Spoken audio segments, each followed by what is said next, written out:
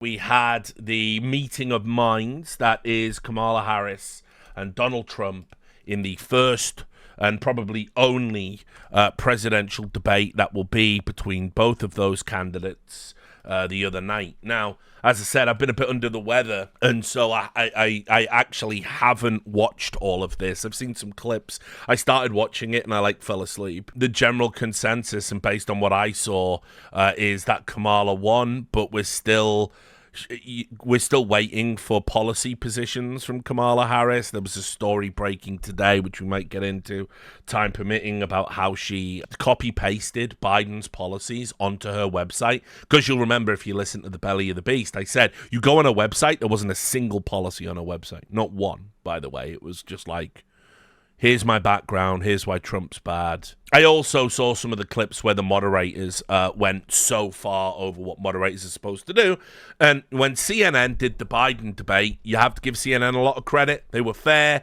They didn't interrupt any of the candidates for live fact-checking, i.e. we get to call Donald Trump a liar, but we won't do it for the Democrats when they're lying. The media aren't going to fail Kamala Harris the way they failed Hillary Clinton.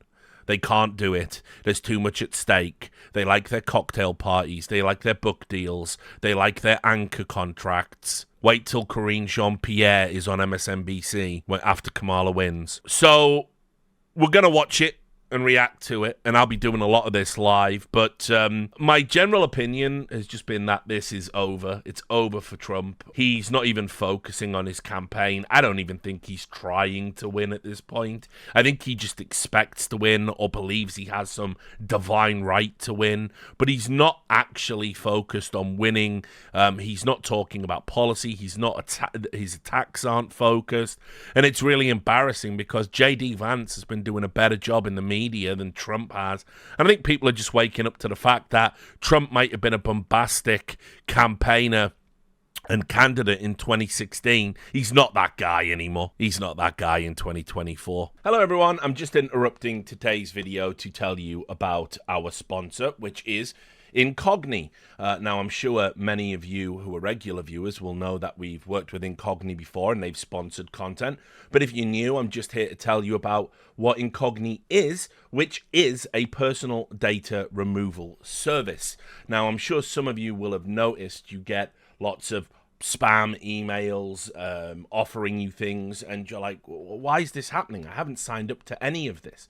Well, that's because there are entities called data brokers on the internet, and data brokers are companies that scrape the internet to find out any personal information they can about you. They then analyze this information and sometimes sell this data to third parties such as private businesses, insurance companies, financial institutions, even sometimes the government. And then you find yourself inundated with these offers, these emails, unavoidable spam. For people in the US, this can also include what they call people search sites, which is where personal information is available on the internet for those who pay a fee, often used by landlords or sometimes people for nefarious purposes. It can just be utilized by anyone. What Incogni does for you is it goes out and it finds where your personal data is stored, and then it asks them legally to remove them for you. This is a process which, if you were to do it as an individual, it would take up lots of your time, lots of individual emails. Incogni does it for you with a form and a click of a button.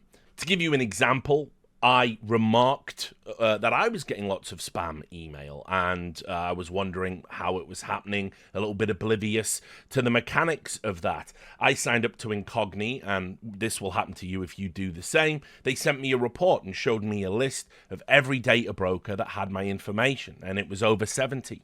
And then, by filling in the form and clicking a button, they went and had all of that information removed on my behalf. What you'll get once you do that is regular updates, which will look something like this, and they will continue to do it on your behalf and continue to prevent it to happen as long as you're using the service. So if you find yourself having a cluttered email, or you're worried about your information being publicly available if you live in the US, you should sign up to Incogni. And if you do, please use my referral code, which is incogni.com/Richard. If you do that, you will get a 60% discount on Incogni, which will make it just $5.99 for the annual plan. Anyway, thanks very much for supporting the channel by doing that, and let's get back to the video.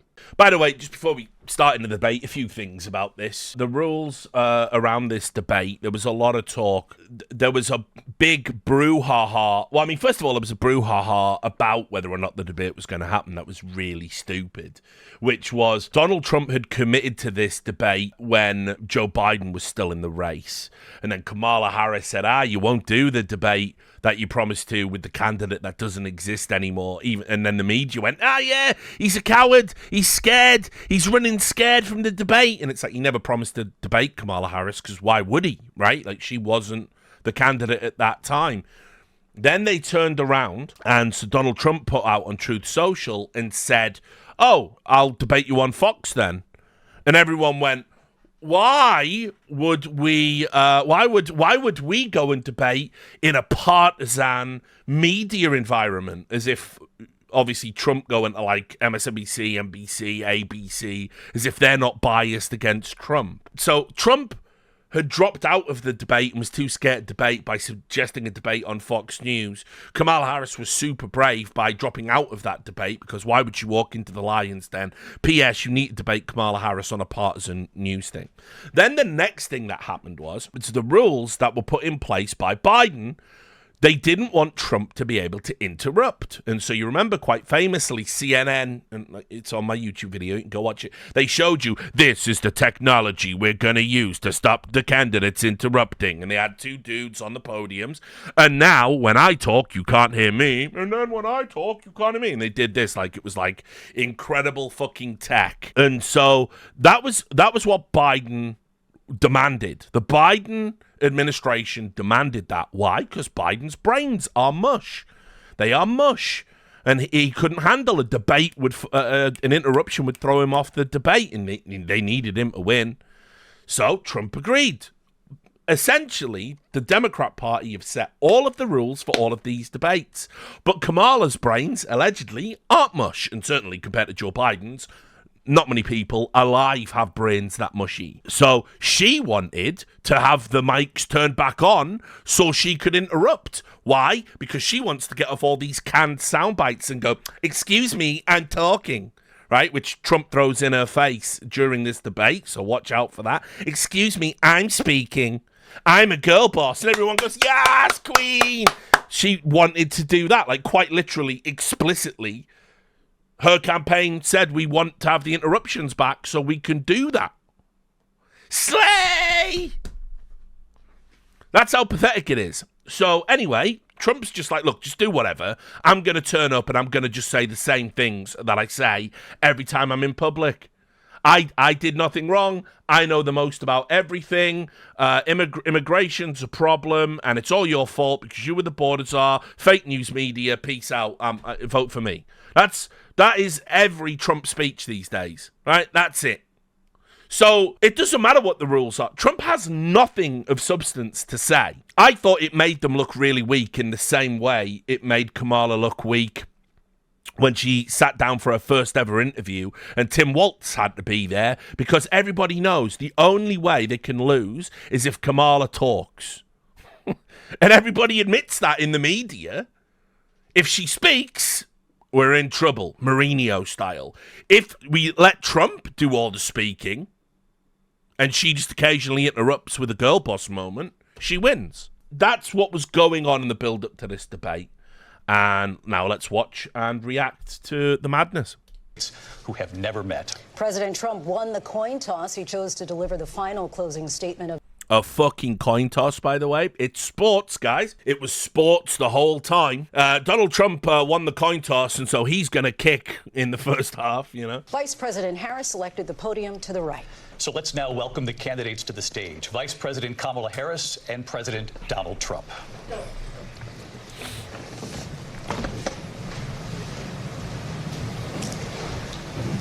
Kamala Harris. Let's have a good debate. You see, have fun. Thank you. Welcome to you both. It's wonderful to have you. It's an honor to have you both here tonight. Good evening. We are looking forward to a spirited and thoughtful debate. Now, the pageantry of this, the nonsense of this, we're looking forward to a spirited and thoughtful debate. There'll be nothing spirited or thoughtful about any of this, and any convivial mood is about to end quite radically, because long gone are the days of like the respectable exchange of ideas. That doesn't exist in American politics and hasn't for some time. So let's just open up. Let's just start with a banger. So let's get started. I want to begin tonight with the issue that voters repeatedly say is their number one issue, and that is the economy and the cost of living in this country. Vice President Harris, you and President Trump were elected 4 years ago, and your opponent on the stage here tonight often asks his supporters, are you better off than you were 4 years ago? When it comes to the economy, do you believe Americans are better off than they were 4 years ago? So I was raised as a middle-class kid. And I am actually the only person on this stage who has a plan that is about lifting up the middle class and working people of America. I believe in the ambition, the aspirations, the dreams of the American people. And that is why I imagine and have actually a plan to build what I call an opportunity economy. Because here's the thing. We know that we... Shout out to Thorin one time. Here's the thing. We have a shortage of homes and housing, and the cost of housing is too expensive for far too many people. We know that young families need support to raise their children, and I intend on extending a tax cut for those families of $6,000, which is the largest child tax credit that we have given in a long time, so that those young families can afford to buy a crib, buy a car seat, buy clothes for their children. My passion, one of them, is small businesses. My mother raised my sister and me, but there was a woman who helped raise us. We call her our second mother. She was a small business owner. I love our small businesses. My plan is to give a $50,000 tax deduction to start up small businesses, knowing they are part of the backbone of America's economy. My opponent, on the other hand, his plan is to do what he has done before, which is to provide a tax cut for billionaires and big corporations, which will result in $5 trillion to America's deficit. My opponent has a plan that I call the Trump's sales tax, which would be a 20% tax on everyday goods that you rely on to get through the month. Economists have said that Trump sales tax would actually result for middle-class families in about $4,000 more a year, because of his policies and his ideas about what should be the backs of middle-class people paying for tax cuts for billionaires. President Trump. So, obviously and you're going to get lots of this, she doesn't answer the question because she cannot answer the question in a favourable manner, because people aren't better off than they were 4 years ago. I've talked about this on Belly of the Beast, but it's like, yes, inflation is coming down, but it's relative to where it was in like 2021, not relative to where it is overall. The rate still isn't back to like pre-pandemic levels, and the cost of living increase, the knock-on effect of that, is very real and very tangible for Americans. I'll also add the Department of Labor lied about job creation.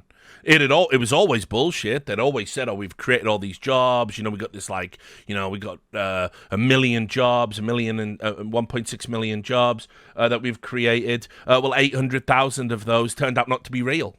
And we've just found that out, and that was revealed at the DNC, and that kind of got lost at the source. And actually, there was a hilarious part where somebody from, I believe it might even have been the Secretary of Labor, I can't remember, but anyway, somebody from the Department of Labor said, "I don't believe those statistics because Donald Trump said them," and the news anchor turned around and said, "No, they're your statistics."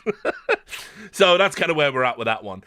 Overall, I haven't seen a compelling plan from Kamala yet. I haven't. I mean, the entire run is basically that I don't think they want to commit to her ideas publicly, because she is treating Trump like he's the incumbent, because otherwise she would be in this weird, unenviable position of running against her own record, which nobody wants to do that, right? Like, maybe she is going to do things differently. I don't know. She probably does have her own ideas. I don't think it would be a continuation of Biden, for good or ill. Everyone wants to put their own stamp on the presidency. But in terms of policies, she says she's going to do these things at speeches and rallies, but she doesn't present it in a black and white. This is the way we're going to do things. And so there's a couple of ideas I like. I believe she's got a program where she's going to build more houses and give a one-time, I think it was $25,000 payment to first-time home buyers. But there's some other issues within that as well. The commitment to student debt relief, because they need to buy the votes, which is going to get passed on to the American taxpayer, many of whom didn't go to college, many of whom have already paid their loans. So ultimately, I think the housing policies are interesting because there is a housing crisis in America.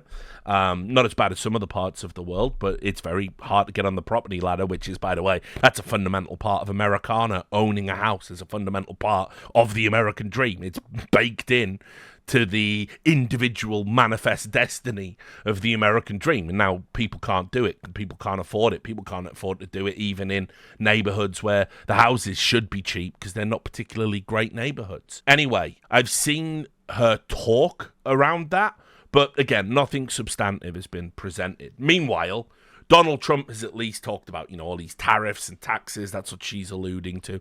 And of course, he gets his response now, and it's typically Trumpian. I'll give you 2 minutes. First of all, I have no sales tax. That's an incorrect statement. She knows that. We're doing tariffs on other countries. Other countries are going to finally, after 75 years, pay us back for all that we've done for the world. And the tariff will be substantial in some cases. I took in billions and billions of dollars, as you know, from China. In fact, they never took the tariff off because there was so much money they can't. It would totally destroy everything that they've set out to do. They're taking in billions of dollars from China and other places. They've left the tariffs on. When I had it, I had tariffs, and yet I had no inflation. Look, we've had a terrible economy because inflation which is really known as a country buster. It breaks up countries. We have inflation like very few people have ever seen before, probably the worst in our nation's history. We were at 21%, but that's being generous because many things are 50, 60, 70, and 80% higher than they were just a few years ago. This has been a disaster for people, for the middle class, but for every class. On top of that, we have millions of people pouring into our country from prisons and jails, from mental institutions and insane asylums. I don't know why he keeps doing this. It's like, this is how you know he has no advisors, or if he does, he's not listening to them. That claim has never been substantiated, that there's people coming from mental institutions and asylums in significant numbers. This is like, okay, so historically, and I know I've repeated myself, but for some of you it might be your first time. Historically, there have been some countries, Cuba being one of them, quite famously, that have used opportunities of American kindness in immigration policy and American generosity in immigration policy. They have used it as an excuse to empty prisons, empty jails, empty asylums, or whatever else. There's another South American country that did it. I can't remember which one. But anyway, it's happened quite famously on a couple of occasions in American history. Is it happening now?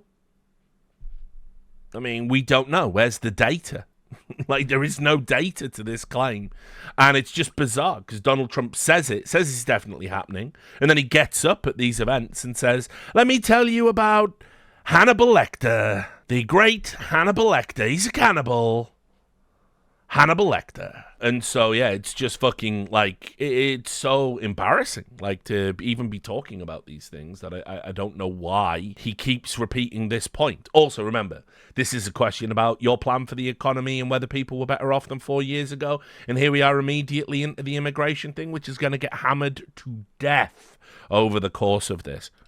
And they're coming in and they're taking jobs that are occupied right now by African Americans and Hispanics, and also unions. Unions are going to be affected very soon. And you see what's happening. You see what's happening with towns throughout the United States. You look at Springfield, Ohio. You look at Aurora in Colorado. They are taking over the towns. They're taking over buildings. They're going in violently. These are the people that Xi and Biden led into our country, and they're destroying our country. They're dangerous. They're at the highest level of criminality, and we have to get them out. We have to get them out fast. I created one of the greatest economies in the history of our country. I'll do it again and even better. We are going to get to immigration and border security during this debate, but I would like to let Vice President Harris respond on the economy here. Well, I would love to. Let's talk about what Donald Trump left us. Donald Trump left us the worst unemployment since the Great Depression. Donald Trump left us the worst public health epidemic in a century. Donald Trump left us the worst attack on our democracy since the Civil War. And what we have done is clean up Donald Trump's mess. What we have done and what I intend to do is build on what we know are the aspirations and the hopes of the American people. But I'm going to tell you all in this debate tonight, you're going to hear from the same old tired playbook, a bunch of lies, grievances, and name-calling. What you're going to hear tonight is a detailed and dangerous plan called Project 2025 that the former president intends on implementing if he were elected again. I believe very strongly that the American people want a president who understands the importance of bringing us together, knowing we have so much more in common than what separates us, and I pledge to you to be a president for all Americans. So just on this point, I really hate the way Democrats want to have the cake and eat it with the pandemic. Let's be explicit here, right? Donald Trump wanted to ban travel from China at the start of the pandemic. By the way, I was living in America at the time. I watched it all unfold before I had to leave the country. And the Democrat Party said he was racist. They said he was racist, and then they told everyone to go out to their local Chinatowns and come to these big parties and all congregate in public. And quite famously, Pelosi and Schumer, they actually went to some of these events. They said that any travel ban was racist. They attributed a rise in attacks against American Asians to Donald Trump as well during this time. And so, naturally, the pandemic proliferated. I mean, the reality is, and no pun intended for what comes later in the debate, the cat was very much out the bag with the pandemic. By the time you start notice the first smattering of cases in and around airports and major cities, you're fucked because there's an incubation period. So you know exactly where it's going to go. But they then, during this health crisis, I won't get into Cuomo and what he did he should be in fucking prison for what he did in New York, where he signed away a rule that said the overflow from hospitals of the COVID cases, he wanted to put them in old people's homes. And the only thing we knew at the start of the pandemic was the elderly were especially vulnerable to COVID. You had a much higher chance of dying if you were elderly or infirm or had a underlying condition. So between that and the respirators we were putting people on at the start that were killing people, or as well as this is the other hilarious part. Remember how they attacked Donald Trump for recommending hydroxychloroquine and saying it has no efficacy when it comes to COVID? The New York protocols in that state were, we're going to give people hydroxychloroquine.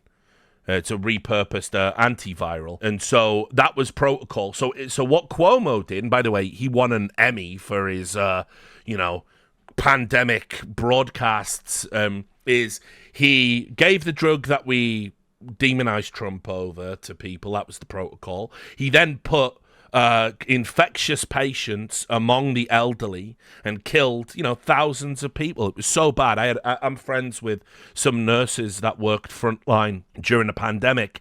They were putting bodies in trucks outside of hospitals. The overflow was so fucked. They had they were temporary morgues. And they had to take bodies of the elderly down and just put them on ice, essentially. So Cuomo got a pass. DeSantis, though, he was Ron DeSantis, wasn't he? Interesting how that works. Then, also the Democrats. I seem to remember that when we did Operation Warp Speed and we got the vaccine out, it was the Trump vaccine. Kamala Harris explicitly said not to take it. So they've turned around and contributed. The Democrats contributed as much as anyone else in America to the pandemic, but it all goes onto Trump's doorstep because he was the president at the time. I don't think he handled it especially great. I don't think anyone did. I think we were woefully underprepared for a global pandemic across the world because nobody takes it serious. Nobody takes it serious until it's happened. In fact, if you look at the budget cuts Trump had made in the Trump administration prior to the pandemic, one of the big budget cuts Trump made was pandemic response because they thought they could. And, you know, it's going to, by the way, it happens again in 10 years, maybe less than. We're going to get another big one. So, anyway, all of which is to say, did Trump handle the pandemic well? No. Did it lead to the biggest amount of unemployment? Yes. In fact, I've got the Bureau of Labor Statistics here. In 2020, the unemployment rate was 13% in the second quarter of the year. That's massive. So, she's not telling lies, but that would have happened on anyone's watch, and the Democrats hamstrung Trump in his attempts to fix it. That's just objectively true. And Democrat governors and Democrat politicians that handled the pandemic as badly as anyone else in America, they get a pass, they get awards, they get a pat on the back. And the Republicans, they get castigated. I mean, if you look at the death rates between New York and Florida, it was like, and you know, there was barely any difference initially at the start of the pandemic. So I've never understood this argumentation. More people died of COVID during the Biden years than they did during the Trump years, which, you know, you'll notice the death count has disappeared, of course. So, yeah, I mean, you know, look, the country was in a shit show, but I think if the pandemic doesn't happen, I think Trump gets a second term, and it's not even close. I don't think Biden would have had a sniff. President Trump will give you a minute here to respond. Number one, I have nothing to do, as you know, and as she knows better than anyone, I have nothing to do with Project 2025. That's out there. I haven't read it. I don't want to read it purposely. I'm not going to read it. This was a group of people that got together. They came up with some ideas, I guess some good, some bad. But it makes no difference. I have nothing to do. Everybody knows I'm an open book. Everybody knows what I'm going to do. Cut taxes very substantially and create a great economy like I did before. We had the greatest economy. We got hit with a pandemic. And the pandemic was not since 1917, where 100 million people died, has there been anything like it. We did a phenomenal job with the pandemic. We handed them over a country where the economy and where the stock market was higher than it was before the pandemic came in. Nobody's ever seen anything like it. We made ventilators for the entire world. We got gowns, we got masks, we did things that nobody thought possible. And to Trump's credit, by the way, he's specifically referring there to, as part of Operation Warp Speed, one of the things they did do is they went out to companies that made other equipment, commercial things like printers and whatever else, and they said, look, this is an emergency. I'm going to use these executive orders to basically, you now make these things we need. And that was respirators, that was parts for certain respirators, masks, gowns, gloves, all of these things you need during a pandemic response. And obviously, none of that ever gets credited as like, well, he did do some good stuff there. He also didn't put in executive authority, which you can go back and forth on why he didn't do this, but he gave the states the option as to whether or not they wanted federal assistance. He said, I don't want to intervene with their pandemic response, but if they want help from the federal government, they can have it. And a lot of people said that was essentially a way of withholding aid and making governors show fealty to him so he could use it as a political football down the road, and therefore that cost lives. And the other aspect is that's just staying true to the constitutionalist roots, and that's very in line with Trumpian politics. You guys can decide on that one. I've got my own opinions, but that would be speculative. There was someone in the chat just quickly as well, just to show you, because somebody in the chat said, no, Harris didn't distrust the vaccine. Here's the quote. She said, would she take a vaccine that if it was approved before the election? She said, well, I think that's going to be an issue for all of us. I will say that I would not trust Donald Trump, and it would have to be a credible source of information that talks about the efficacy and the reliability of whatever he's talking about. I will not take his word for it. He wants us to inject bleach. By the way, he's never said that. He never said inject bleach, ever. You won't find the quote. He said, I hear bleach knocks it right out, and maybe there's something we can do with that. But he never told anyone to inject bleach. And then she repeats, no, I will not take his word. And then later on, she said, a month after the fact, if the public health officials, if Dr. Fauci, if the doctors tell us we should take it, I'll be the first in line. Absolutely. But if Donald Trump tells us we should take it, then I'm not taking it. Biden reiterated that and said, if and when the vaccine comes, it's not likely to go through the tests that need to be done and the trials that are needed to be done. You cannot if you're being fair and objective, you cannot in any world say that did not sow discord and doubt about taking the vaccine. The irony is, of course, later on, the position of Trump supporters is the guy who said his greatest crowning achievement was the vaccine. They all say, Dems forced us to take the vaccine. We won't take the vaccine. You know, it did a complete 180. That statement at a time of a global health crisis, you wouldn't give a pass to a Republican who said that. You wouldn't. Let's just imagine it's not COVID, and let's imagine it's measles, mumps, and rubella, and that's RFK saying, well, I wouldn't take the vaccine. On a politician say, you would go, he's anti-vax. Of course it would be framed that way. So, to me, this didn't help anyone during the pandemic except the Democrats. And if a pandemic can't make you be bipartisan, then I don't know. And people give me credit for rebuilding the military. They give me credit for a lot of things, but not enough credit for the great job we did with the pandemic. But the only jobs they got were bounce back jobs. These were jobs bounced back, and it bounced back and it went to their benefit. But I was the one that created them. They know it, and so does everybody else. Vice President Harris, I'll let you respond. So Donald Trump has no plan for you. And when you look at his economic plan, it's all about tax breaks for the richest people. I am offering what I describe as an opportunity economy, and the best economists in our country, if not the world, have reviewed our relative plans for the future of America. What Goldman Sachs has said is that Donald Trump's plan would make the economy worse. Mine would strengthen the economy. What the Wharton School has said is Donald Trump's plan would actually explode the deficit. 16 Nobel laureates have described his economic plan as something that would increase inflation and by the middle of next year would invite a recession.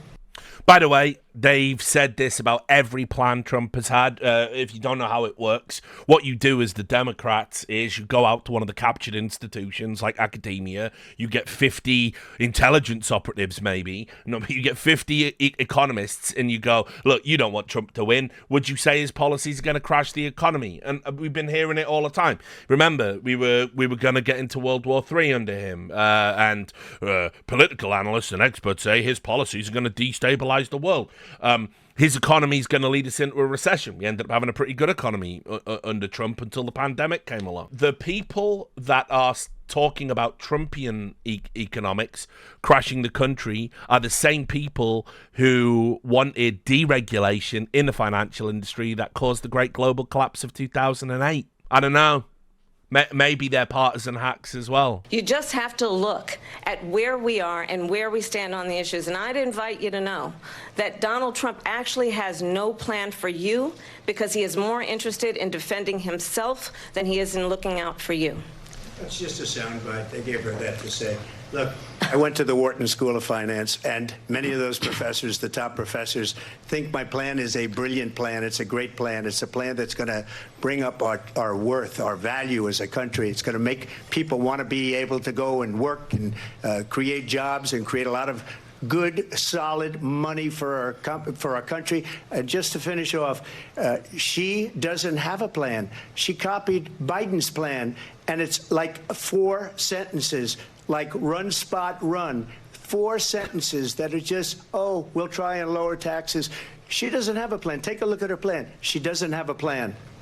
Mr. President, I do want to drill down on something you both brought up. The Vice President brought up your tariffs. You responded, and let's drill down on this, because your plan is what she calls is essentially a national sales tax. Your proposal calls for tariffs, as you pointed out here, on foreign imports across the board. You recently said that you might double your plan, imposing tariffs up to 20% on goods coming into this country. As you know, many economists say that with tariffs at that level, costs are then passed on to the consumer. Vice President Harris has argued it'll mean higher prices on gas, food, clothing, medication, arguing it costs the typical family nearly $4,000 a year. Do you believe Americans can afford higher prices because of tariffs? They're not going to have higher prices. What's going to have, and who's going to have higher prices, is China and all of the countries that have been ripping us off for years. I was the only president ever. China was paying us hundreds of billions of dollars, and so were other countries. And, you know, if she doesn't like them, they should have gone out and they should have immediately cut the tariffs. But those tariffs are there 3.5 years now under their administration. We are going to take in billions of dollars, hundreds of billions of dollars. I had no inflation, virtually no inflation. They had the highest inflation perhaps in the history of our country, because I've never seen a worse period of time. People can't go out and buy cereal or bacon or eggs or anything else. The people of our country are absolutely dying with what they've done. They've destroyed the economy. And all you have to do is look at a poll. The polls say 80 and 85 and even 90% that the Trump economy was great, that their economy was terrible. Vice President Harris, I do want to ask for your response. And you heard what the president said there, because the Biden administration did keep a number of the Trump tariffs in place. So how do you respond? Well, let's be clear that the Trump administration resulted in a trade deficit, one of the highest we've ever seen in the history of America. He invited trade wars. You want to talk about his deal with China? What he ended up doing is, under Donald Trump's presidency, he ended up selling American chips to China to help them improve and modernize their military, basically sold us out, when a policy about China should be in making sure the United States of America wins the competition for the 21st century, which means focusing on the details of what that requires, focusing on relationships with our allies, focusing on investing in American-based technology so that we win the race on AI, on quantum computing.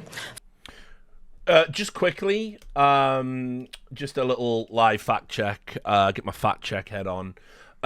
She is right. Donald Trump did preside over one of the largest trade deficits in history. She is not wrong about that. However, there is a minor detail left out, which Snopes did conveniently bring up, and here it is in the key points.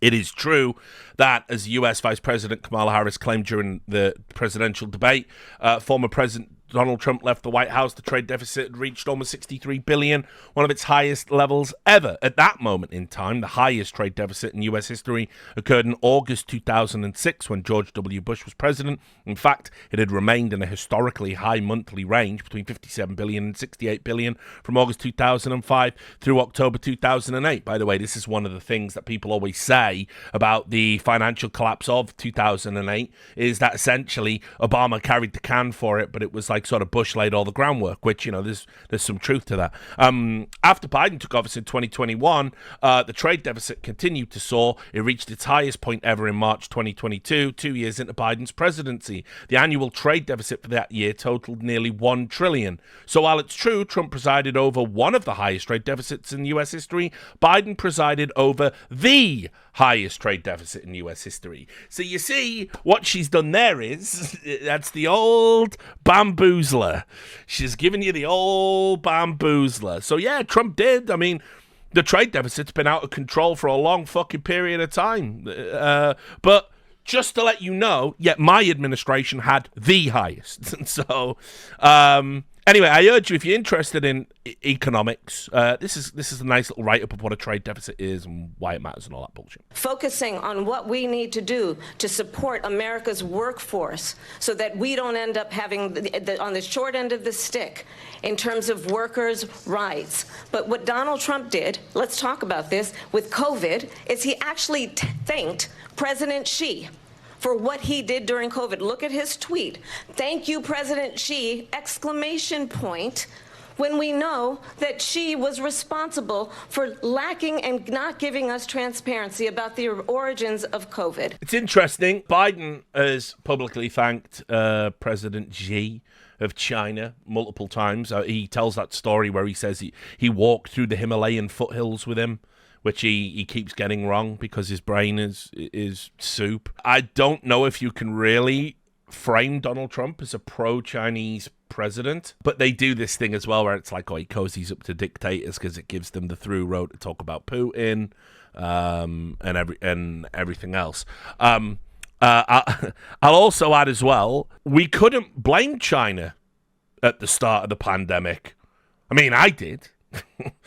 Fortunately, I don't matter, but it came from that lab in Wuhan, 100%. Don't even know why we're pretending. Well, it's just like someone licked a pangolin's asshole, and that was how it got started in a wet market. No. Like, it came out, there's a lab that specifically researches the thing that it was, and that lab had been investigated by Americans years prior, and they said it had grave safety concerns, and that gain of function research probably isn't something that should be going on there. I don't know. I don't believe in that kind of degree, that confluence of coincidence. But even then, if you wanted to say, well, the Chinese government, you couldn't call it the China virus. That was racist. Remember? Couldn't call it the Kung flu. You were a bigot. Hashtag stop Asian hate. So we're now at a stage, I guess, where we can blame China, not just for their pandemic response and their lack of transparency with the world. I mean, for me, shelve all of this bullshit that you're talking about. Do you think we should probably have a full and thorough investigation into how it got out of that lab? Do you think there should be some people maybe held accountable for that? Seems to me that we should. I would consider that a matter of priority for world superpowers to get round the table and be like, look, can't have things getting out of those bioweapons labs ever again. But no, we're not doing that. So I welcome the criticism of what the Chinese government did in the pandemic, but that was certainly not in the wheelhouse of Democrats at the time. President Trump, I'll let you respond. First of all, they bought their chips from Taiwan. We hardly make chips anymore because of philosophies like they have and policies like they have. I don't say her because she has no policy. It's pretty stupid, considering the Biden administration signed the CHIPS Act. That's why Kamala Harris is laughing at that one. The CHIPS Act is probably one of the best things, one of the better things that the Biden administration has done. So for him to be like, because of their policies, we're not making chips, like specifically there was a bill around that. So that's just Trump being a moron. Everything that she believed 3 years ago and 4 years ago is out the window. She's going to my philosophy now. In fact, I was going to send her a MAGA hat. She's gone to my philosophy. But if she ever got elected, she'd change it. And it will be the end of our country. She's a Marxist. Everybody knows she's a Marxist. Her father's a Marxist professor in economics, and he taught her well. But when you look at what she's done to our country, and when you look at these millions and millions of people that are pouring into our country monthly, where it's, I believe, 21 million people, not the 15 that people say, and I think it's a lot higher than the 21. That's bigger than New York State pouring in. And just look at what they're doing to our country. They're criminals. Many of these people coming in are criminals. And that's bad for our economy, too. You know, you mentioned before, we'll talk about immigration later. Well, bad immigration is the worst thing that can happen to our economy. They have, and she has, destroyed our country with policy that's insane. Almost policy that you'd say they have to hate our country. President Trump, thank you. Lindsay? I want to turn to the issue of abortion. President Trump, you've often touted that you were able to kill Roe v. Wade last year. I mean, I guess we're just skirting past that then. This is what I mean about where Trump's at as a campaigner in this day and age. He is so unfocused. He only wants to talk about immigration. It's all over the place. And it's like, that's the question about the economy. Also, the whole Marxist thing, if you go it just shows you how ridiculous American politics is, that they always do this LARP that the Democrat Party represents the left or represents communism or represents Marxism. Like, not in any world, not in my lifetime. Never been close. You have a center-right blue team and a right-red team. That's what you've got. sometimes you get glimpses of social welfare policies quite cynically applied to society at large for, I would argue, borderline nefarious political purposes. But Kamala Harris, she might well want to be a Marxist. I, again, don't know, and she won't tell me. She won't reveal her secrets to me. But this Marxist scaremongering is, again, it's just pathetic.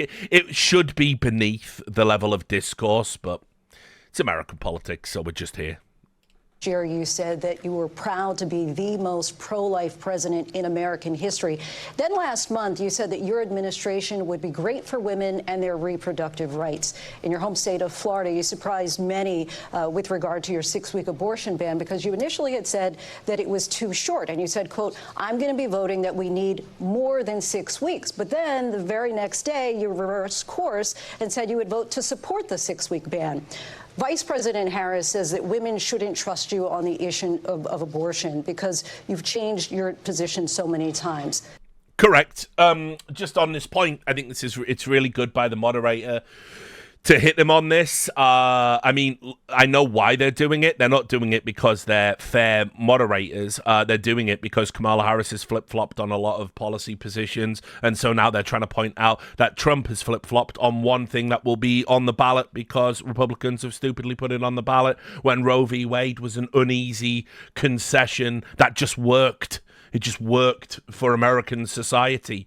For those that don't know, this was going to be, Trump has obviously rejected Project 2025, discredited it publicly, says he doesn't support it, it's nothing to do with him. He does know the authors and the architects of it, but I've always said the idea of Project 2025 coming into American society has always been a pipe dream, and it's always been this like fucked up liberal fan fiction. By the way, that's not the idea in the same context as the Biden idea, so that one's fine. It's always been this like fucked up scaremongering policy that they want to bring to the table. It doesn't have any basis in reality. It's not going to be The Handmaid's Tale. I mean, Donald Trump, by the way, is someone that used to judge fucking beauty pageants and fucks porn stars, so I think we're all safe on that front. The abortion issue, though, is ridiculous, and he did flip-flop on it. He said that, I believe his original plan was he wanted a 13-week federal abortion. He said that abortion limit. He said that a number of times, but then he voted to support a 6-week limit, and 6 week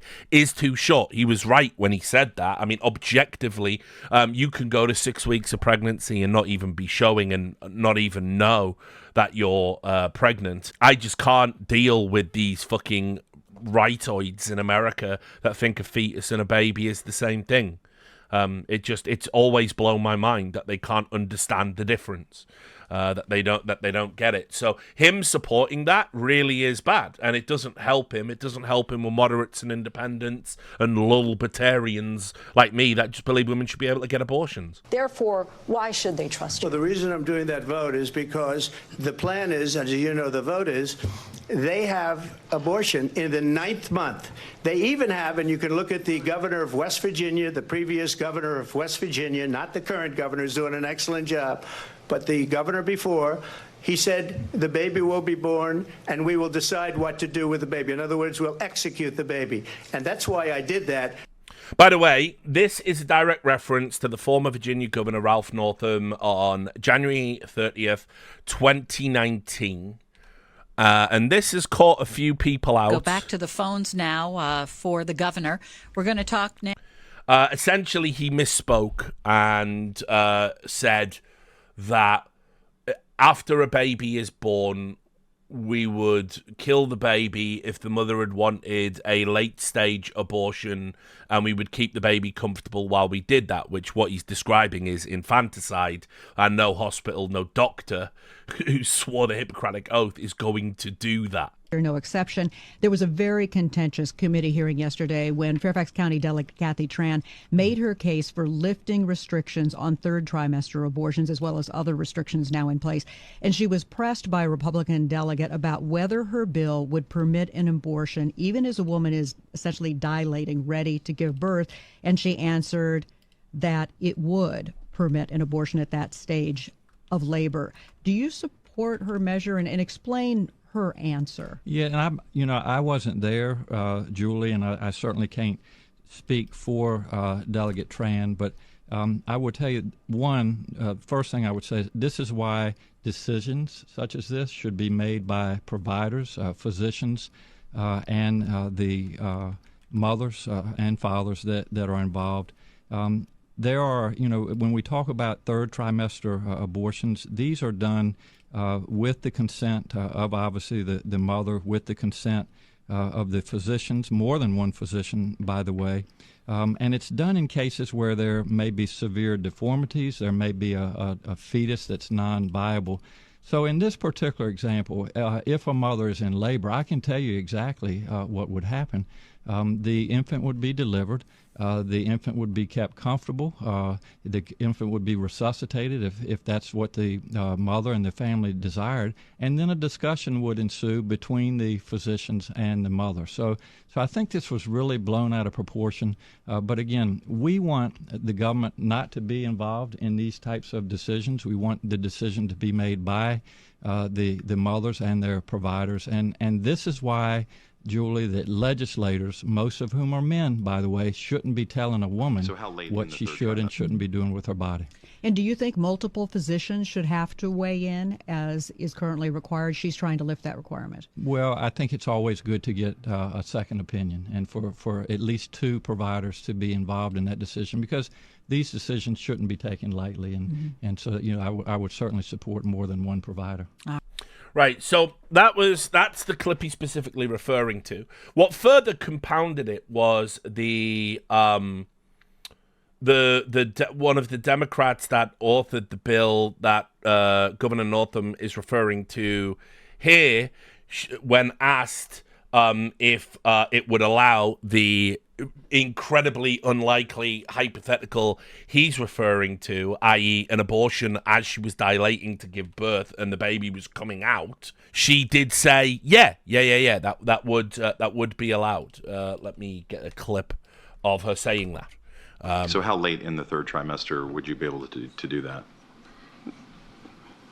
It's very unfortunate that our physicians, witnesses, were not able to attend today to speak specifically. No, I'm talking about your bill. How late in the third trimester could a physician perform an abortion if he indicated it would impair the mental health of the woman?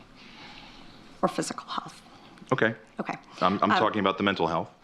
So, through the third trimester. The third trimester goes all the way up to 40 weeks. Okay, but to the end of the third trimester. Yep, I don't think we have a limit in the bill.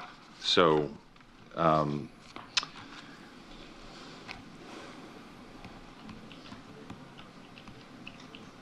where it's obvious that a woman is about to give birth, she has physical signs that she is about to give a birth, would that still be a point at which she could request an abortion if she was so certified?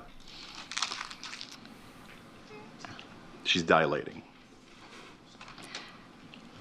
Mr. Chairman, that would be a decision that the doctor, the physician, and the woman would make. I understand that. I'm asking point. if your bill allows that. My bill would allow that, yes. And so therein lies the problem. She then walked that back after the fact and said, I misspoke. Infanticide is illegal. That would not be allowed. The fundamental problem they've got with this abortion issue is most Americans do support a limit on when we agree a fetus is viable. Rightoids, some of them are so insane, they're like, listen, if it's a rape baby, you've got to give birth to it. I've seen that is a position for some Republican politicians, which I find that unfathomable. Democrats, because they don't want any state limitation on women's reproductive rights, they've adopted a position where they have bills like this, where they say we don't want any limits on. Now, the third trimester abortion is a fucking unicorn to begin with. People are not having late abortions that late in the day unless there is a real good fucking medical reason. Nobody is going to go, oh, these contractions fucking suck. I guess I'll just kill the baby now. Is that all right? No one's doing that. And the whole thing is so dumb when you could just put in a fucking sensible limit. It completely neuters the Republican talking point that we're about to get into with Donald Trump in his fake fucking infanticide mythology. And we would all just move on about our day. Democrats get framed as extreme because their limit is not in keeping. I mean, it's something like, I believe 14 weeks is the average limit across Europe. I believe that's right. It might be 15. But it's in that ballpark. And most people are fine with that. Most people just get on with that. And that's what we... But it's not an issue in European politics. We just like, yeah, there's the limit. All right, let's all get on with it. But obviously we understand exceptions need to be made. And the state shouldn't get a ball up in your fucking grill if you need to have a medical abortion later than that. And we just... That's it. We just go to sleep and we just live our lives. In America, for some reason, this is an unbelievable issue where both sides make fools of themselves. So I don't believe the state should be intervening with women's reproductive rights. I fully support the right to an abortion. I don't understand how anybody could be against it. But I would say most people do support a limit therein, and when Republicans can go 40 weeks, that's there for an extreme thing that doesn't happen. They're legislating for it because they don't trust Republican states or Republican governors or the Republican Party in general or the Christian right to not persecute and punish women should these rare circumstances happen. But equally, Republicans get to use this as the political football it is for people that believe the limit should be shorter or that abortions are bad or that all life begins at conception and all that other wacky bullshit. So that's why this is an issue, and this is why Trump is saying this crazy bullshit he's saying now. Because that predominates, because they're radical. The Democrats are radical in that. And her vice presidential pick, which I think was a horrible pick, by the way, for our country, because he is really out of it. But her vice presidential pick says abortion in the 9th month is absolutely fine. He also says execution after birth. It's execution, no longer abortion, because the baby is born, is okay. By the way, I don't think Tim Walz has said that. I haven't seen Tim Walz saying that. This whole myth all stems from that bill and the Northam quote, where both politicians were asked a question so insanely specific and the verbiage of the bill was so vague that there was no way to answer it without answering in the extreme. And that's not okay with me, hence the vote. But what I did is something for 52 years. They've been trying to get Roe v. Wade into the states. And through the genius and heart and strength of 6 Supreme Court justices, we were able to do that. Now, I believe in the exceptions for rape, incest, and life of the mother. I believe strongly in it. Ronald Reagan did also. 85% of Republicans do. Exceptions. Very important. But we were able... Makes you worry that it's only 85%, in my opinion. Because I'm sure if you poll Democrats, it's 100%. So that means that 15% of Republicans... 15% of Republicans think if their daughter gets raped and impregnated by the rapist, they have to give birth to the child because all life is sacred. 15%. Like, guys, for fuck's sake, that's too high. That's not... That's unbelievably high for such a position so extreme. Able to get it, and now states are voting on it. And for the first time, you're going to see, look, this is an issue that's torn our country apart for 52 years. Every legal scholar, every Democrat, every Republican, liberal, conservative, they all wanted this issue to be brought back to the states where the people could vote. And that's what happened. Now, Ohio, the vote was somewhat liberal. Kansas, the vote was somewhat liberal, much more liberal than people would have thought. But each individual state is voting. It's the vote of the people now. It's not tied up in the federal government. I did a great service in doing it. It took courage to do it. And the Supreme Court had great courage in doing it. And I give tremendous credit to those 6 justices.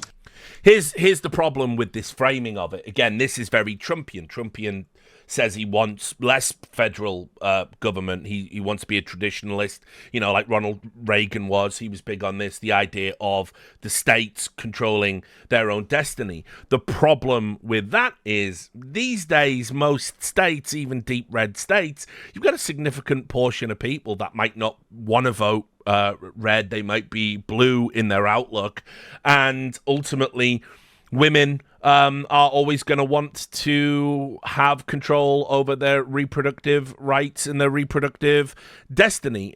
And so what you end up with is, why is it right that somebody that lives in, I don't know, say Kansas or one of the other states he's talked about, why is it reasonable and proper she can't get an abortion and would have to leave the state to go to likely an out-of-pocket provider to get an abortion in a nearby state because we don't codify the right to an abortion in any form of federal rule because the forefathers who wrote the Constitution don't talk about it. I mean, this is the whole issue in a nutshell. Because the Constitution says you've got a right to a gun, you've got a right to say this, and a right to not self-incriminate, and a right to not acquiesce to unlawful seize and search and seizure, and all these other rights that you've got, but it doesn't specifically say you have a right to an abortion. That's essentially what strikes Roe v. Wade down. I'm simplifying it, obviously. There were lots of problems with Roe v. Wade. Was it constitutional? Absolutely not. Was pretending it was constitutional the best thing for American women? Absolutely yes. So that was the compromise. That was the great constitutional compromise.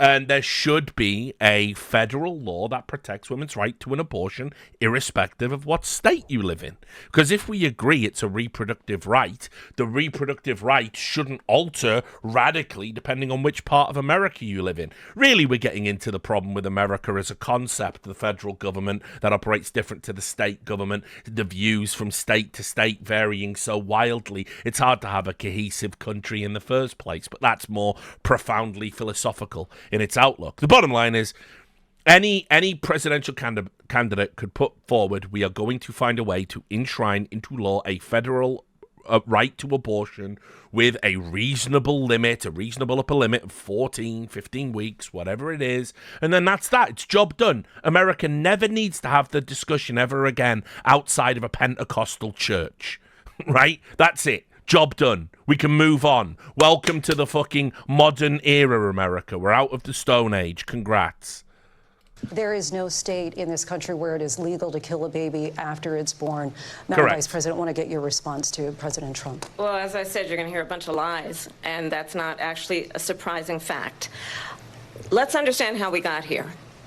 Donald Trump hand-selected 3 members of the United States Supreme Court with the intention that they would undo the protections of Roe v. Wade. And they did exactly as he intended. And now in over 20 states, there are Trump abortion bans, which make it criminal for a doctor or nurse to provide health care. In one state, it provides prison for life. Trump abortion bans that make no exception even for rape and incest, which understand what that means. A survivor of a crime of violation to their body does not have the right to make a decision about what happens to their body next. That is immoral. And one does not have to abandon their faith or deeply held beliefs to agree. The government, and Donald Trump certainly, should not be telling a woman what to do with her body. I have talked with women around our country. You want to talk about this is what people wanted? Pregnant women who want to carry a pregnancy to term, suffering from a miscarriage, being denied care in an emergency room because the healthcare providers are afraid they might go to jail, and she's bleeding out in a car in the parking lot. She didn't want that. Her husband didn't want that. A 12 or 13-year-old survivor of incest being forced to carry a pregnancy to term. They don't want that. This is all great stuff. And by the way, Kamala Harris will always have the moral high ground on this particular topic, not just because she's a Democrat, but because she's a woman as well. I do just want to point out, though, it's probably a bit petty to point this out, but Joe Biden at one point in his political career actually wanted to strip away, it was federal funding on any abortion service that was for victims of rape and incest. He was anti-exception at one point. I mean, that was like a long, long time ago. But like Joe Biden has like moved quite a bit on a lot of positions. Like, and he always invents a story as to why. Now he supports the mainstream political position of being pro-abortion. But it was like he was anti-gay marriage at one point. Very vocally anti-gay marriage, and now he tells that story about how he's always been for gay marriage, and he saw two men kissing and he turned to his dad and his dad went, "That's love, Joe." You know, this story that definitely happened. You know, it's just you know, they're not, none of these positions are ever built on solid foundations. Everything gets to move as is appropriate. So, you know, while I agree with Kamala Harris here, and I agree that if you're a woman, you absolutely should vote Democrat on this issue alone.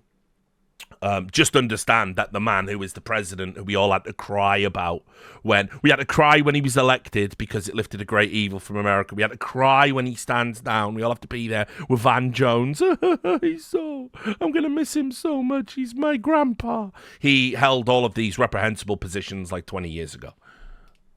And I pledge to you, when Congress passes a bill to put back in place the protections of Roe v. Wade, as President of the United States, I will proudly sign it into law. But understand, if Donald Trump were to be reelected, he will sign a national abortion ban. Understand, in his Project 2025, there would be a national abortion.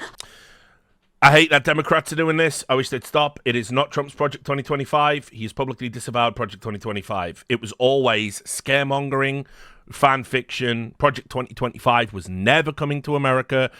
Democrats need to shut the fuck up about Project 2025. It makes you look like paranoid schizophrenics. A monitor that would be monitoring your pregnancies, your miscarriages. I think the American people believe that certain freedoms, in particular the freedom to make decisions about one's own body, should not be made by the government. Thank you, Pro-vaccine mandate, Kamala Harris there. Vice President Harris. Well, there she goes again. It's a lie. I'm not signing a ban, and there's no reason to sign a ban because we've gotten what everybody wanted. Democrats, Republicans, and everybody else, and every legal scholar wanted it to be brought back into the states, and the states are voting. And it may take a little time, but for 52 years, this issue has torn our country apart, and they've wanted it back in the states. And I did something that nobody thought was possible. The states are now voting. What she says is an absolute lie. And as far as the abortion ban, no, I'm not in favor of abortion ban, but it doesn't matter because this issue has now been taken over by the states. Would you veto a national abortion ban if it came to your desk? Well, I won't have to because, again, two things. Number one, she said she'll go back to Congress. She'll never get the vote. It's impossible for her to get the vote, especially now with the 50-50, essentially 50-50 in both Senate and the House. She's not going to get the vote. She can't get the vote. She won't even come close to it. So it's just talk. You know what it reminds me of? When they said they're going to get student loans terminated, and it ended up being a total catastrophe. The student loans, and then I think probably her boss, if you call him a boss, he spends all his time on the beach. But look, her boss went out and said, we'll do it again. We'll do it a different way. And he went out, got rejected again by the Supreme Court. So all these students got taunted with this whole thing about this whole idea. And how unfair that would have been, part of the reason they lost, to the millions and millions of people that had to pay off their student loans. They didn't get it for free. But they were saying it's the same way that they talked about that they talk about abortion. But if I could just get a yes or no, because your running mate, J.D. Vance, has said that you would veto it if it did come to your desk. Well, I didn't discuss it with J.D. In all fairness, J.D., and I don't mind if he has a certain view, but I think he was speaking for me, but I really didn't. Look, we don't have to discuss it because she'd never be able to get it, just like she couldn't get student loans. They couldn't get student loans. They didn't even come close to getting student loans. They taunted young people and a lot of other people that had loans.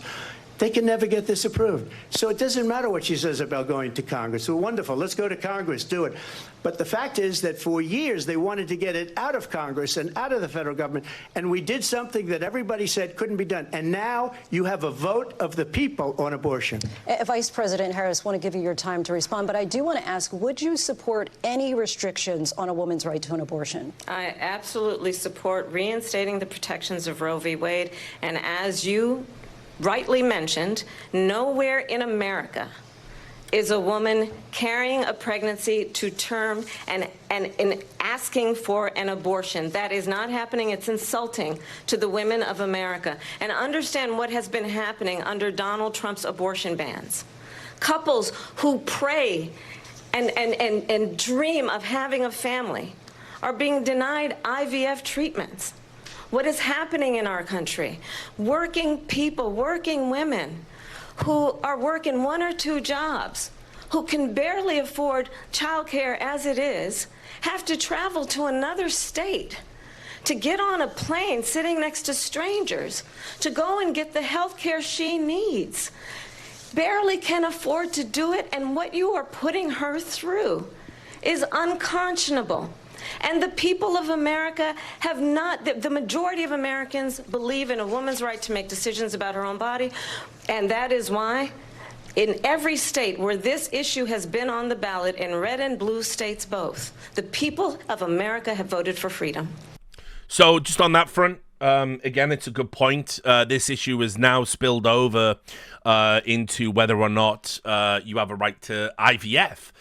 In Alabama, I believe it was. Let me just see. I think it was Alabama that did this. The Alabama Supreme Court in February this year ruled that frozen embryos can be considered children under state law. And so as a result, they have recontextualized the rules around abortion and everything into essentially saying you don't have the right to IVF. And so in June, Democrats put forward a bill that would make it a right across America for women to have access to IVF and other fertility treatments, and then Senate Republicans blocked it. And so that's kind of where we're at on that one. So that's what Kamala's talking about. And again, it's fucking ridiculous, isn't it? I mean, you can't really process it as a European. Like, I just couldn't imagine. Like, Britain's quite authoritarian in a lot of ways. I think we've seen the continuance of that in Keir Starmer, but I just couldn't imagine the state passing a law here that's like, oh no, little frozen fetuses are little bambinos, and we must protect them. It's like, that's fucking mental. Vice President Harris, excuse me, I have to respond. Another lie. It's another lie. I have been a leader on IVF, which is fertilization. The IVF, I have been a leader. In fact, when they got a very negative decision on IVF from the Alabama courts, I saw the people of Alabama and the legislature 2 days later voted it in. I've been a leader on it. They know that, and everybody else knows it. I have been a leader on fertilization, IVF. I can't handle it. A leader on fertilization when, you know, you've still got court cases for fucking porn stars and rape allegations. I don't know, brother. Maybe don't say I'm the leader on fertilization. Like, I mean, to be fair, what ended up happening in Alabama, it wasn't like a direct instruction from Trump or anything like that, but it is the wages of sin, essentially. It's what comes as it's all downstream from the Roe v. Wade decision, which should never have happened. And the other thing, you should ask, will she allow abortion in the 8th month, 9th month, 7th month? Come on. Okay, would you do that? Why don't you ask her that question? Why don't you answer That's the question? problem. Would you because veto? Under Roe v. Answer Wade, the question. Would you veto? You could do abortions in the 7th month, the 8th month, the 9th That's month, not true. and probably after birth. Just look at the former governor of Virginia. The governor of Virginia said we put the baby aside and then we determine what we want to do with the baby. President Trump, thank you. We're going to turn now to immigration and border security.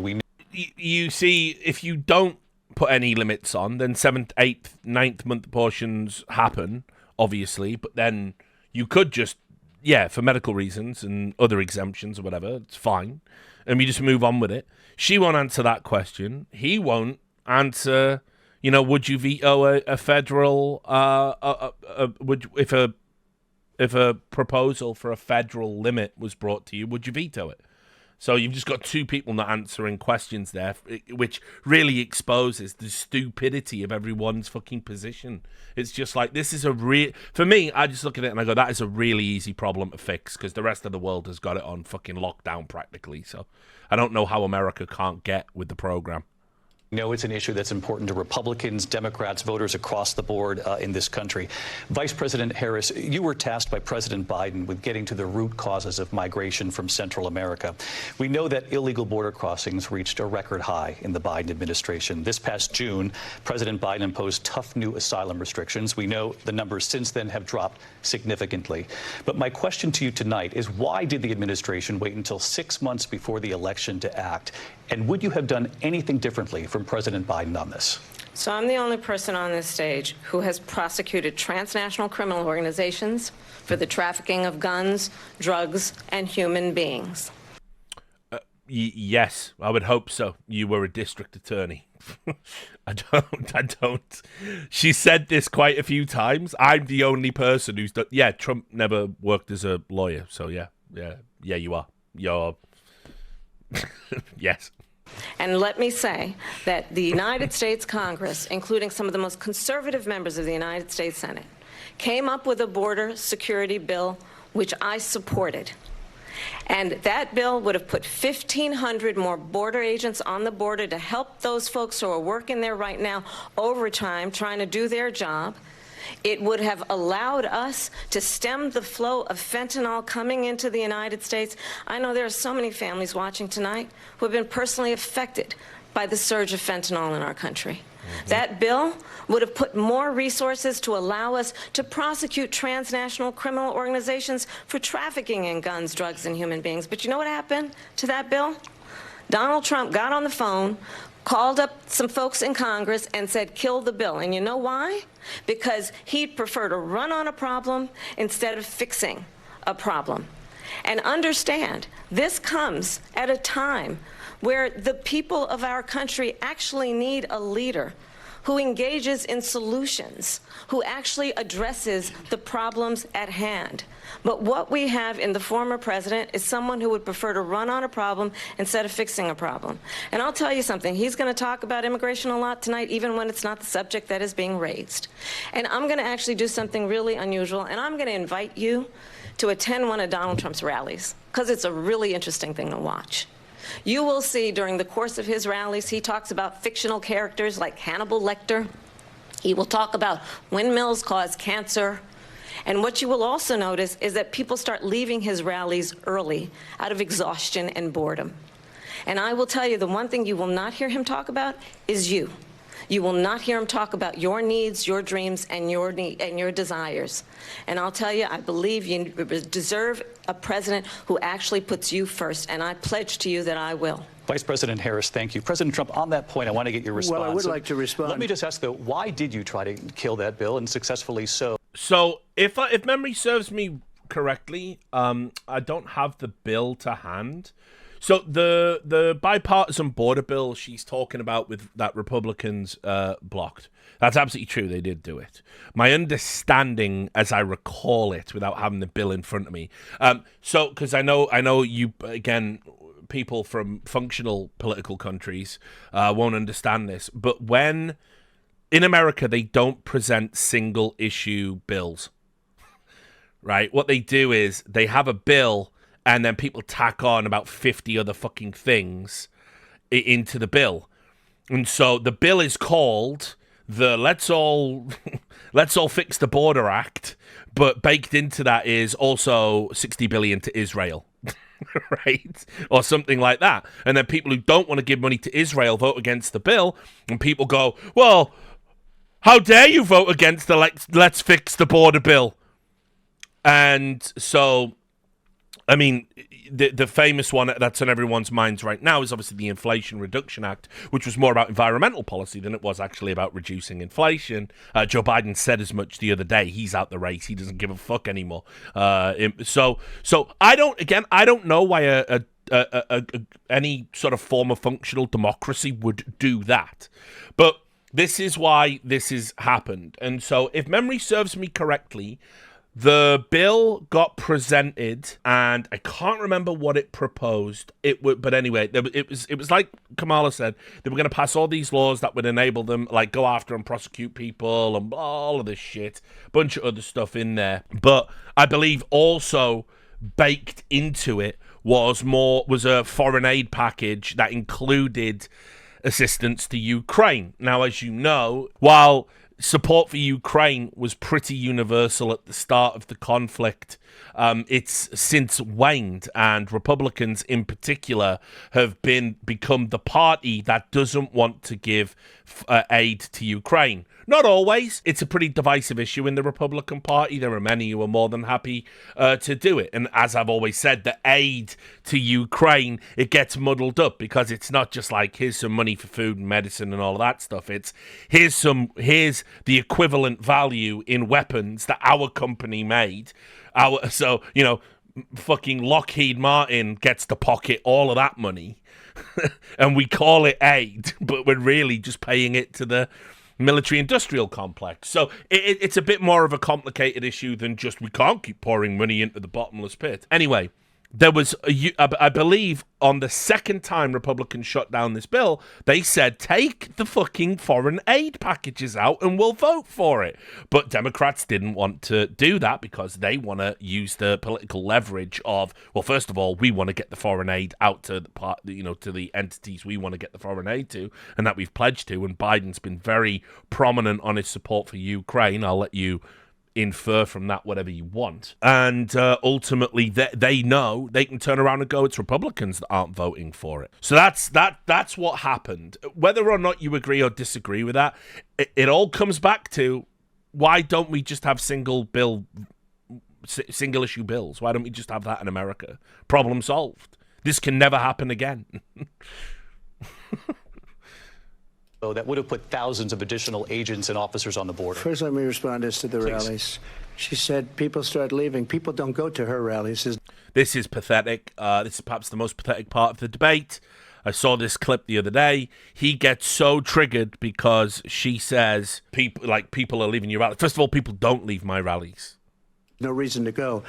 And the people that do go, she's bussing them in and paying them to be there. And then term bussing. Wouldn't have said it, wouldn't have used that term. Showing them in a different light. So she can't talk about that. People don't leave my rallies. We have the biggest rallies, the most incredible rallies in the history of politics. That's because people want to take their country back. Our country is being lost. We're a failing nation. And it happened 3.5 years ago. And what's going on here, you're going to end up in World War III, just to go into another subject. What they have done to our country by allowing these millions and millions of people to come into our country, and look at what's happening to the towns all over the United States. And a lot of towns don't want to talk. It's not going to be Aurora or Springfield. A lot of towns don't want to talk about it because they're so embarrassed by it. In Springfield, they're eating the dogs, the people that came in. They're eating the cats. They're eating the pets of the people that live there. And this is what's happening in our country, and it's a shame. As far as rallies are concerned, as far as the reason they go is they like what I say. They want to bring our country back. They want to make America great again. It's a very simple phrase, make America great again. She's destroying this country, and if she becomes president, this country doesn't have a chance of success. Not only success, we'll end up being Venezuela on steroids. Right, well then, we've arrived. We've arrived here. Yes, he has incorrectly stated. This was going round the chudosphere, the rightoids, in the build-up to the debate. And so let me get this chronologically accurate, because are they eating the dogs? Are they eating the cats? I'm sure it's very much on your mind. So Right. This is the order of things. Why are rightoids saying people in that Haitian migrants in Ohio are eating cats and dogs and geese? Why are they saying this? So there was a complaint in, I think, 2017 in Springfield, where someone complained about Haitian migrants and how they were disrupting local wildlife by sleeping rough and this sort of thing. That was a matter of record. Then what ended up happening next was there was a video that circulated ahead of this debate, which had a woman who was carrying a dead cat. She had blood round her face. Obviously, I can't show you the video. And one of those right-wing accounts on Twitter, what they did is they posted that video and said, look, it's a Haitian migrant eating a cat. This is what unchecked immigration does. Because this is typically what. So one of the things these right-wing, far-right accounts do on social media is they take a video that is horrific and harrowing, and then they recontextualize it. They make up fake details about the story that's in the video, knowing that the visceral impact of the images you're seeing will override your brain questioning the reality of what's being said, right? And they deliberately pick the most shocking content, and then they always say immigrant, or, this person has just killed a kid, and all this stuff. And so this is like propaganda 101, basically. You see the shocking and harrowing thing, and you go, oh my fucking God, that is terrible. Wow, that is a problem, actually. And then you uncritically repeat it because your brain is overridden. You don't go, well, hang on, how do I know that's an immigrant? Right? And so what happened was there was this woman, blood on her face, dead cat in her hand, being arrested by police. Well, she wasn't an immigrant. You can see here, this is the report from, I believe this is the SI Live. I think this is like a local paper. I'll bring it up for you. And it outlines it here. The reason that this unfounded rumor spread like wildfire across the internet is generally credited to two incidents. An unfounded post on social media that claimed that their neighbor's daughter's friend had lost her cat and found it hanging from a branch at a Haitian neighbor's home being carved up to be eaten.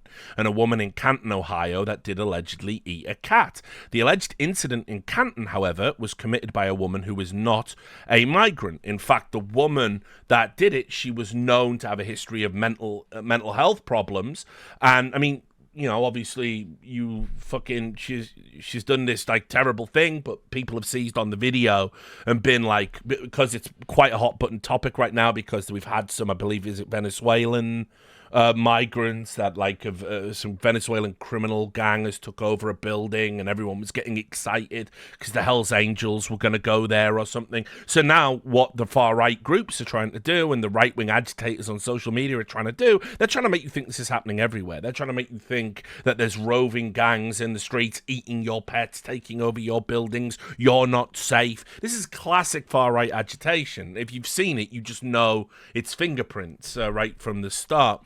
But anyway, the alleged incident in Canton was committed by a woman who was not a migrant. Some social media users shared body camera footage of an unrelated incident in which an Ohio woman was accused of killing and eating a cat in Canton, a city more than 170 miles away from Springfield.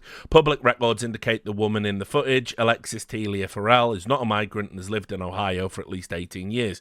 Trump backed the false claim in the presidential debate against Vice President Kamala Harris, saying they're eating the dogs. The people that came in, they're eating the cats. They're eating the pets of the people that live there, and this is what's happening in our country, and it's a shame. JD Vance also posted about it, because of course he did, although he has since walked that back. But then another video got circulated, and it was a video of someone carrying a goose that they took from a public park. Again, we don't know if they're a migrant or not. We don't know why they've done it. We don't know the context. But it was being presented as Haitian migrants are eating geese. They're going down to local parks. They're taking all the fowl and they're fucking eating them. And this is totally unsubstantiated. In fact, the police in Ohio have put out a statement saying that they've received no reports of any pets being stolen or eaten. which is so ridiculous. So that's where we're at with that. They're eating the dogs. They're not eating the dogs. I just want to clarify here. You bring up Springfield, Ohio, and ABC News did reach out to the city manager there. He told us there have been no credible reports of specific claims of pets being harmed, injured, or abused by individuals within the immigrant community. Well, I've seen people on television. Let me just say here, this is the people on television say my dog was taken and used for food. So maybe he said that, and maybe that's a good thing to say for a city manager. I'm not taking this from television. But the people I'm on taking it from television the city saying their manager. dog was eaten by the people that went there. Again, the Springfield city manager says there's no evidence of that. Vice President Harris, I'll let you respond to the rest of what you've heard. You talk about extreme. You know, By the way, Kamala Harris must be loving this at this point. Like, he's literally just said, the TV told me, there was someone on the TV saying that their dog got taken and eaten for food. And this is a presidential debate, and this is your opponent. This is, I think, one of the reasons why in this election I actually have the endorsement of 200 Republicans who have formerly worked with President Bush, Mitt Romney, and John McCain, including the endorsement of former Vice President Dick Cheney and Congress member Liz Cheney. And if you want to... An endorsement from the Chinese isn't anything to brag about, by the way. Just putting that out there. Really know the inside track on who the former president is, if he didn't make it clear already, just ask people who have worked with him. His former chief of staff, a four-star general, has said he has contempt for the Constitution of the United States. His former national security advisor has said he is dangerous and unfit. His former Secretary of Defense has said the nation, the Republic, would never survive another Trump term. And when we listen to this kind of rhetoric, when the issues that affect the American people are not being addressed, I think the choice is clear in this election. President Trump, I'll give you a quick minute to respond here. Thank you, because when I hear that, see, I'm a different kind of a person. I fired most of those people. Not so graciously. They did bad things or a bad job. I fired them. They never fired one person. They didn't fire anybody having to do with Afghanistan and the Taliban and the 13 people whose were just killed, viciously and violently killed. And I got to know the parents and the family. They didn't fire. They should have fired all those generals, all those top people, because that was one of the most incompetently handled situations anybody has ever seen. So when somebody does a bad job, I fire him. And you take a guy like Esper. He was no good. I fired him. So he writes a book. Another one writes a book. Because with me, they can write books. With nobody else can they. But they have done such a poor job, and they never fire anybody. Look at the economy. Look at the inflation. They didn't fire any of their economists. They have the same people. That's a good way not to have books written about you.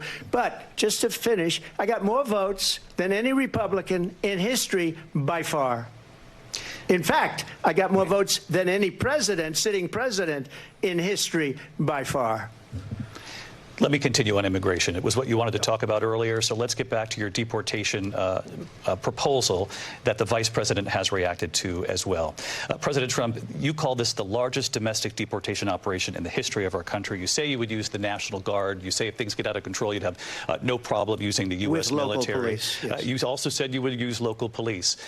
How would you deport 11 million undocumented immigrants? I know you believe that number is much higher. Take us through this. What does this look like? Will authorities be going door to door in this country? Yeah, it is much higher because of them.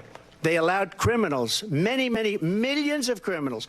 They allowed terrorists. They allowed common street criminals. They allowed people to come in, drug dealers, to come into our country, and they're now in the United States and told by their countries like Venezuela, don't ever come back or we're going to kill you. Do you know that crime in Venezuela and crime in countries all over the world is way down?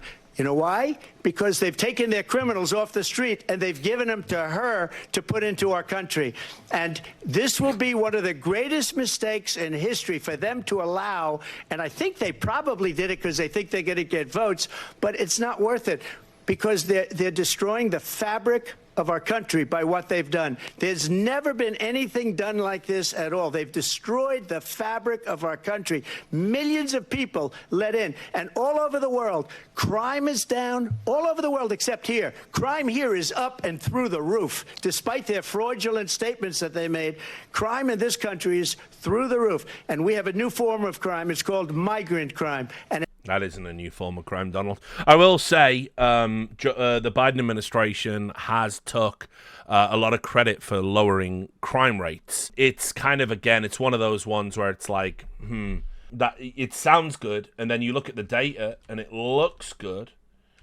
And so you might be inclined to believe it. So just to put it into context, this is The Guardian. FBI data shows that U.S. crime has plummeted in 2023, but experts warn the report is incomplete. And for the 2023 report, the FBI data did show this 13% decline in murder and drops in violent crime. You can see all violent crime declined by 6%. But the statistics, they'd only had reporting from 79% of law enforcement agencies in the US. And there are Republicans that suggest that this is quite deliberate, that they left out some of the areas that would have skewed the number to make it less favorable for the Biden administration. So as like a lot of things that have happened under this administration, we can't specifically be sure about where it actually is. It looks good at the moment, and you can point to this and say it's a fact, but as always, it comes with context and caveats. And migrant crime isn't new. And it's happening at levels that nobody thought possible. President Trump, as you know, the FBI says overall violent crime is actually coming down in this country. But Vice President Harris, the FBI they were defrauding statements. They didn't include the worst cities. They didn't include the cities with the worst crime. It was a fraud, just like their number of 818,000 jobs that they said they created turned out to be a fraud. President Trump, thank you. I'll let you respond, Vice President Harris. Well, I think this is so rich, coming from someone who has been prosecuted for national security crimes, economic crimes, election interference, has been found liable for sexual assault, and his next big court appearance is in November at his own criminal sentencing. And let's be clear where each person stands on the issue of what is important about respect for the rule of law and respect for law enforcement. The former vice president called for defunding federal law enforcement, 45,000 agents, get this, on the day after he was arraigned on 34 felony counts. So let's talk about what is important in this race. It is important that we move forward, that we turn the page on this same old tired rhetoric and address the needs of the American people, address what we need to do about the housing shortage, which I have a plan for, address what we must do to support our small businesses, address bringing down the price of groceries. But frankly, the American people are exhausted with this same old tired playbook. Vice President Harris, thank you. I agree. Excuse me. Every one of those cases was started by them against their political opponent. And I'm winning most of them, and I will win the rest on appeal. And you saw that with the decision that came down just recently from the Supreme Court. I'm winning most of them. But those are cases, it's called weaponization. Never happened in this country. They weaponized the Justice Department. Every one of those cases was involved with the DOJ, from Atlanta and Fani Willis to the Attorney General of New York and the DA in New York. Every one of those cases. And then they say, oh, he's a criminal. They're the ones that made them go after me. By the way, Joe Biden was found essentially guilty on the documents case. And what happened in my documents case? They said, oh, that's the toughest of them all. A complete and total victory. 2 months ago, it was thrown out. It's weaponization, and they used it, and it's never happened in this country. They used it to try and win an election. They're fake cases. President Trump, thank you. A really quick response here, Vice President Harris, on this notion of weaponization of the Justice Department. Well, let's talk about extreme and understand the context in which this election in 2024 is taking place. The United States Supreme Court recently ruled that the former president would essentially be immune from any misconduct if he were to enter the White House again.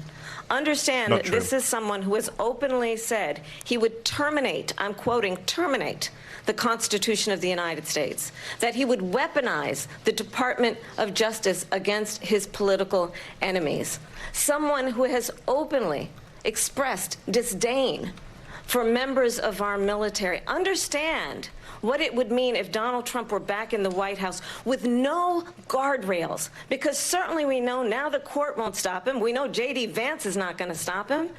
It's up to the American people Vice to President stop Harris. him. Thank you. Lindsay? Vice President Harris, in your last run for president. Weaponized, please. We gotta This is the continue. one that weaponized, not me. She weaponized. I probably took a bullet to the head because of the things that they say about me. They talk about democracy. I'm a threat to democracy. They're the threat to democracy President with a fake Trump. Russia investigation We do have a lot that to get. went nowhere. We have a lot to get to. Lindsay? Vice President Harris, in your last run for president, you said you wanted to ban fracking. Now you don't. You wanted mandatory government buyback programs for assault weapons. Now your campaign says you don't. You supported decriminalizing border crossings. Now you're taking a harder line. I know you say that your values have not changed. So then why have so many of your policy positions changed?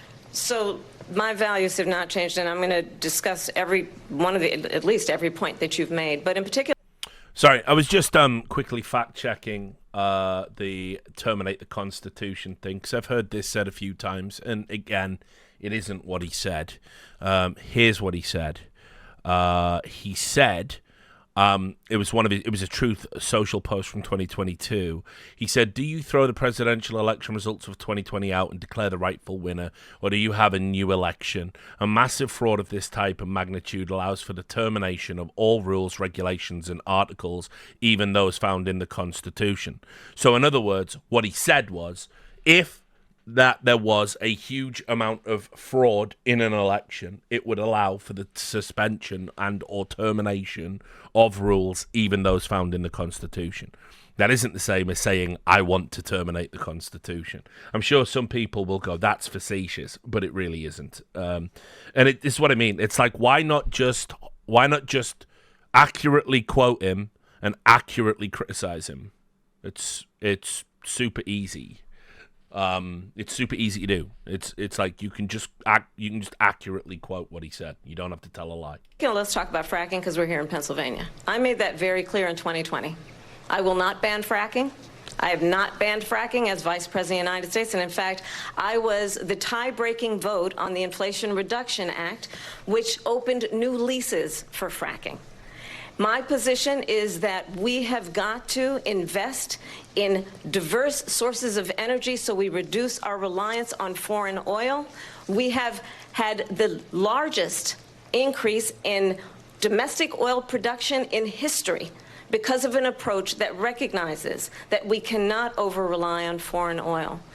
As it relates to my values, let me tell you, I grew up a middle-class kid raised by a hardworking mother who worked and saved and was able to buy our first home when I was a teenager. The values I bring to the importance of home ownership, knowing not everybody got handed $400 million on a silver platter and then filed bankruptcy 6 times, is a value that I bring to my work to say we are going to work with the private sector and home builders to increase 3 million homes, increase by 3 million homes by the end of my first term. My work that is related to having a friend when I was in high school who was sexually assaulted by her stepfather. And my focus then on protecting women and children from violent crime is based on a value that is deeply grounded in the importance of standing up for those who are most vulnerable. My work that is about protecting Social Security and Medicare is based on long-standing work that I have done, protecting seniors from scams. My values have not changed. And what is important is that she has often repeated this phrase. She said it in the interview. She said it at the rallies. Her values absolutely have changed from the primary campaign. I know. I have a video of me narrating it. Her policy positions have certainly changed. I would like to know why. She doesn't want to explain that. She wants to instead gaslight me and tell me they haven't. When I've seen her on video saying she absolutely would ban fracking in a primary debate. Interestingly enough, and it's tough. It's a real tough position for Democrats because they want to be the party of environmentalism, but also when they started hitting problems with the need to reduce the pressure on the cost of oil, they walked back some of they here in 2021. This is when they were actually suspending giving out licenses for drilling, and then they increased that to the point where it's actually at the highest it's been. It's higher in 2023 than it was under Trump in 2019. Trump also talks about how great he was for the energy sector and how he increased drilling licenses, but that's only in comparison to the Obama-Biden administration. There's lots of reasons for this, but ultimately Trump had its biggest year in 2019, but then even they took the foot off the gas in 2020, no pun intended. So that's kind of where they're at, and it's this problem of we are the party of environmentalism, but we're also giving out this record number of drilling. Trump has said Biden has suspended all drilling. Obviously, that's clearly not true, as you can see from the numbers themselves. And in fact, there's been more crude oil production domestically in America under Biden than there was under Trump. That there is a president who actually brings values and a perspective that is about lifting people up and not beating people down. She said that in the interview as well. She's the true that. measure of the leader is the leader who actually understands the strength is not in beating people down, it's in lifting people up. I intend to be that president. President Trump, your response? First of all, I wasn't given $400 million. I wish I was. My father was a Brooklyn builder, Brooklyn, Queens, and a great father, and I learned a lot from him. But I was given a fraction of that, a tiny fraction, and I built it into many, many billions of dollars, many, many billions. And when people see it, they are even surprised. So we don't have to talk about that. Fracking, she's been against it for 12 years. Defund the police, she's been against that forever. She gave all that stuff up very wrongly, very horribly, and everybody's laughing at it, okay? They're all laughing at it. She gave up at least 12 and probably 14 or 15 different policies. Like, she was big on defund the police. In Minnesota, she went out, wait a minute, I'm talking now, if you don't mind, please. Does that sound familiar? And that was what I was saying about him throwing that in her face, because she wanted to get that in at some point and have that pre-canned. So quite smart to take that away from her, but you can see the absolute contempt that he has. But he took away her girl boss moment, which was quite intelligent debate strategy, I would say. She went out in Minnesota and wanted to let criminals that killed people, that burned down Minneapolis, she went out and raised money to get them out of jail. She did things that nobody would ever think of. Now she wants to do transgender operations on illegal aliens that are in prison. This is a radical left liberal that would do this. She wants to confiscate your guns, and she will never allow fracking in Pennsylvania. If she won the election, fracking in Pennsylvania will end on day one. Just to finish, one thing so important in my opinion. So I got the oil business going like nobody has ever done before. When they took over, they got rid of it, started getting rid of it, and the prices were going up the roof. They immediately let these guys go to where they were.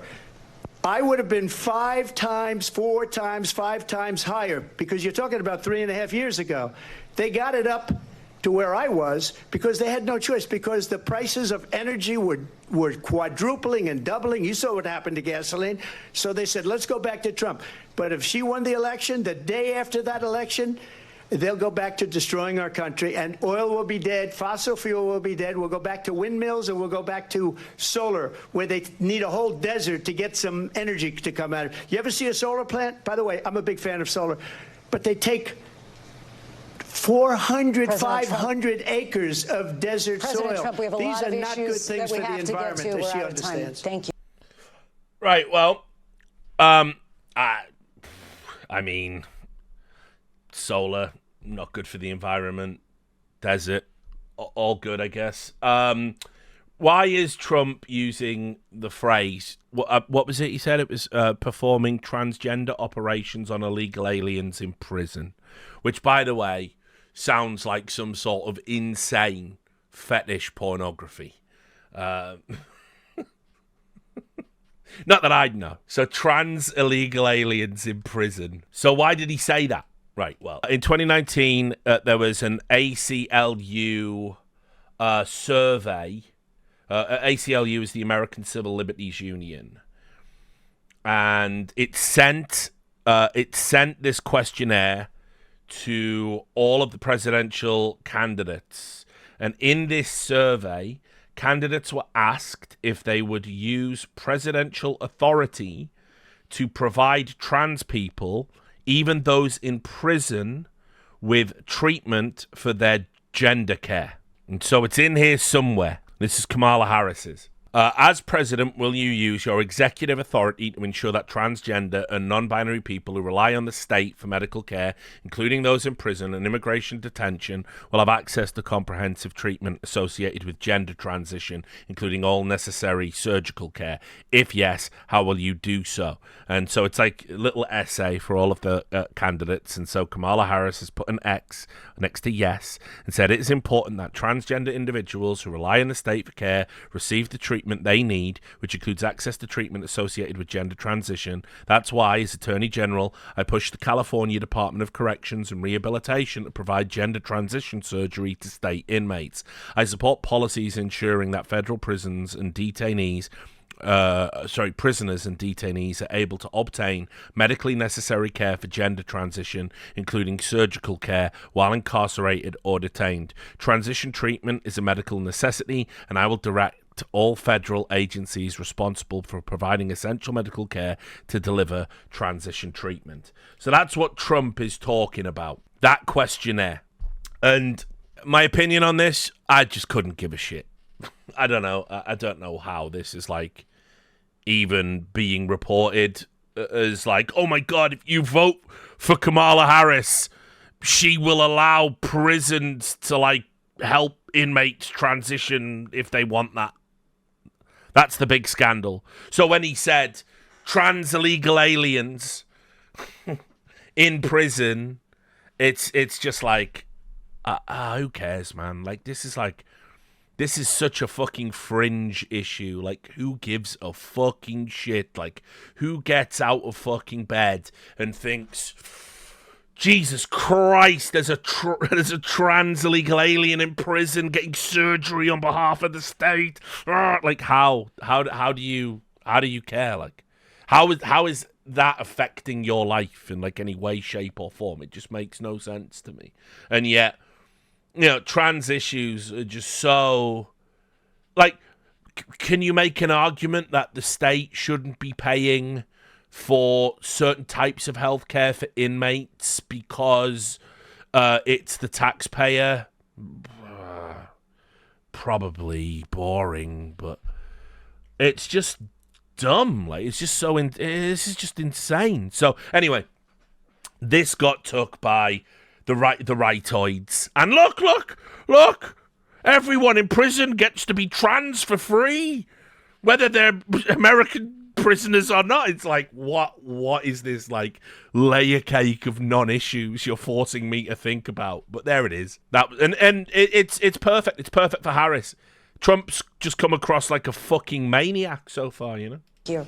Lindsay, thank you. We have an election in just 56 days. And I want to talk about the peaceful transfer of power, which, of course, we all know is a cornerstone of our... I want to talk about the peaceful trans legal aliens getting free surgery in prison. That's what I want to talk about. Our democracy and the role of a president in a moment of crisis. Mr. President, on January 6th, you told your supporters to march to the Capitol. You said you would be right there with them. The country and the world saw what played out at the Capitol that day, the officers coming under attack. Aides in the West Wing say you watched it unfold on television off the Oval Office. You did send out tweets, but it was more than 2 hours before you sent out that video message telling your supporters to go home. Is there anything you regret about what you did on that day? You just said a thing that isn't covered. Peacefully and patriotically, I said during my speech, not later on. Correct. Peacefully and patriotically. And nobody on the other side was killed. Ashley Babbitt was shot by an out-of-control police officer that should have never, ever shot her. It's a disgrace. I'm going to say if you're breaking into federal buildings and breaking through a window while a police officer is giving you a lawful order to not do that, and then they open fire, that's kind of a fuck around and find out moment right there. And it's interesting, isn't it? Because the Republicans that will tell you, the Republican voters, that whenever there's a video of a traffic stop gone bad, right? A traffic stop gone bad. And they always say the same thing, don't they? Why didn't they just comply? Why don't you just comply? Wouldn't be a problem if you just comply. They're the same people telling you, Ashley Babbitt, it was a great... Just comply. All you had to do was just comply. Back the blue, right? Just saying. You can't... You gotta pick a side on this. Like, you can't just flip-flop as is appropriate. Look... I don't want people to die in interactions with the police in general, as a rule, but if you are given lawful instructions, you are doing something that the police believes to be dangerous. And keep in mind, while I don't necessarily prescribe to the mainstream narrative that it was an actual fucking coup d'etat that was orchestrated by Trump and the people on the ground who were there on January 6th with his essential military branch and he'd used all dog wisdom. I don't believe that because it's silly. There's no evidence to support that. What I'll say is the people who were there, you were in a federal government building you shouldn't have been in while police told you to leave and go home. Like, this is how... what happened to Ashley Babbitt is how that story ends. But we didn't do this group of people that have been treated so badly. I ask, what about all the people that are pouring into our country and killing people that she allowed to pour in? She was the border czar, remember that. She was the border czar. She doesn't want to be called the border czar because she's embarrassed by the border. In fact, she said at the beginning, well, I'm surprised you're not talking about the border yet. That's because she knows what a bad job they've done. What about those people? When are they going to be prosecuted? When are these people from...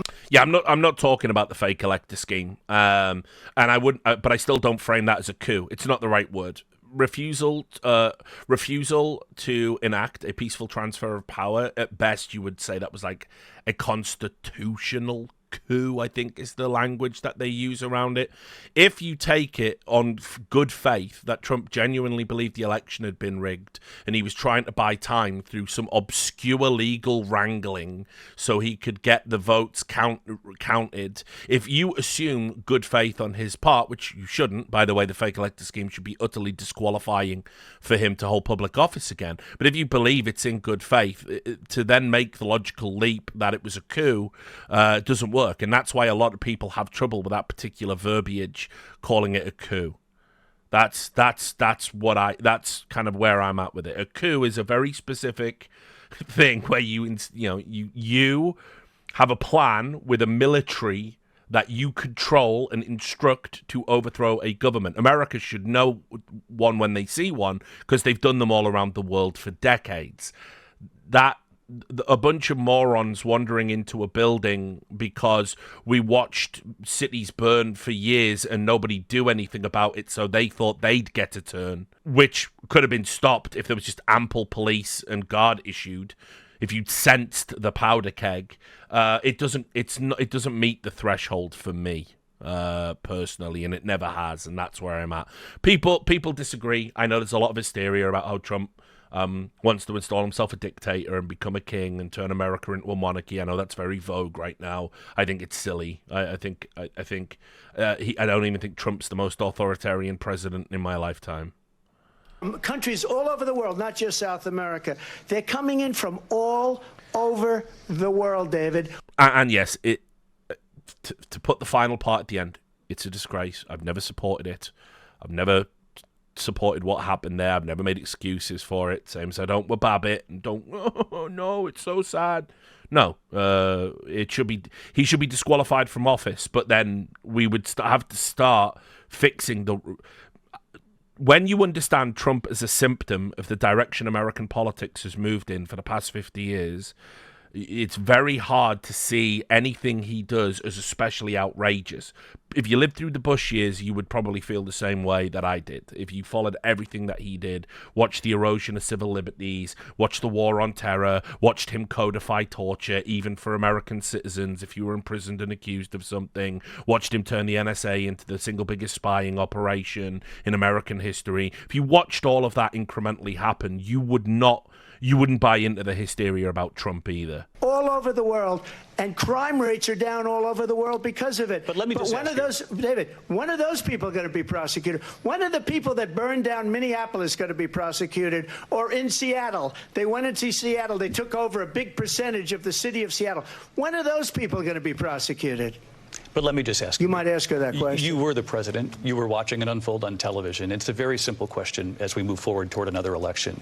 Is there anything you regret about what you did on that day?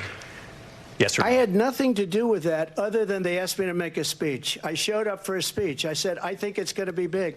I went to Nancy Pelosi and the mayor of Washington, D.C., and the mayor put it back in writing, as you know. I said, you know, this is going to be a very big rally or whatever you want to call it. And again, it wasn't done by me. It was done by others.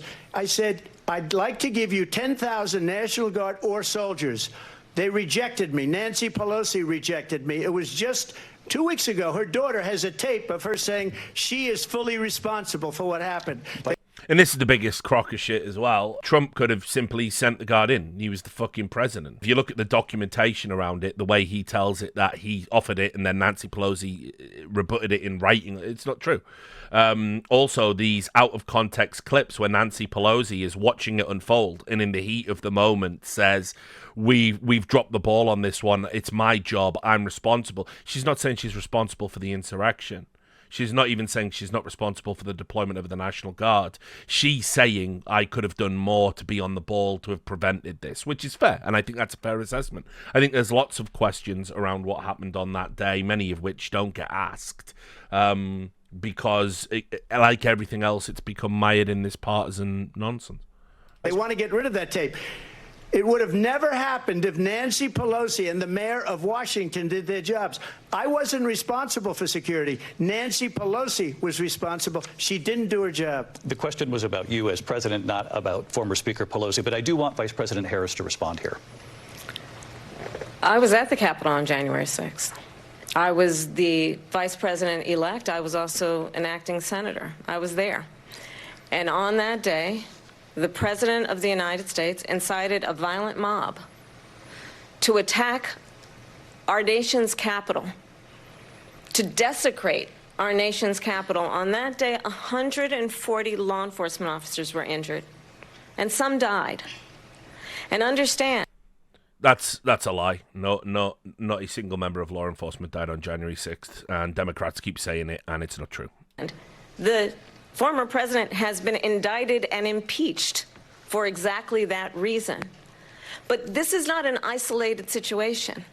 Let's remember Charlottesville, where there was a mob of people carrying tiki torches, spewing anti-Semitic hate. And what did the president then at the time say? There were fine people on each side. Let's remember that when it came to the Proud Boys, a militia, the former president said, stand back and stand by. He said stand back and stand by, not as a secret code to the Proud Boys, but because he didn't want to repeat what the moderator was pushing him on, where the moderator was saying, will you say stand down? Will you say stand down? And he went, yes, of course, I would say stand back and stand by. That's what he said, because he didn't want to show weakness in Trump's fucked up brain of repeating a phrase a moderator told him to do. That's what happened.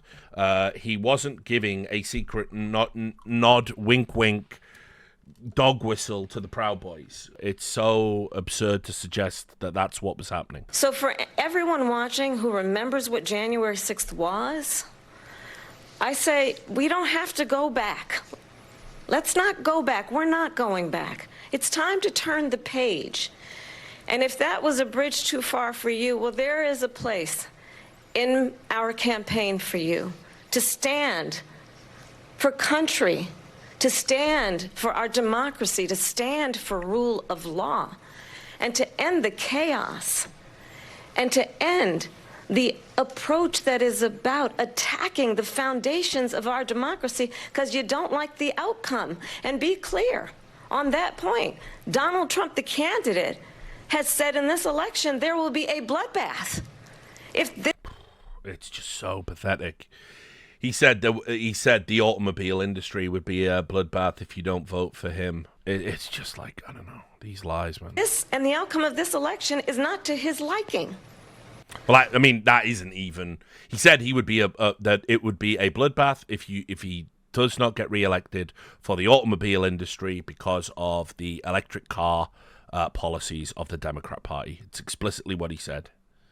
So what she's done there is she's repeated 3 quotes that are easily debunkable by anyone when there's no need to, because you just go fake elector scheme. That's all you do. Fake elector, boom, done. There you go.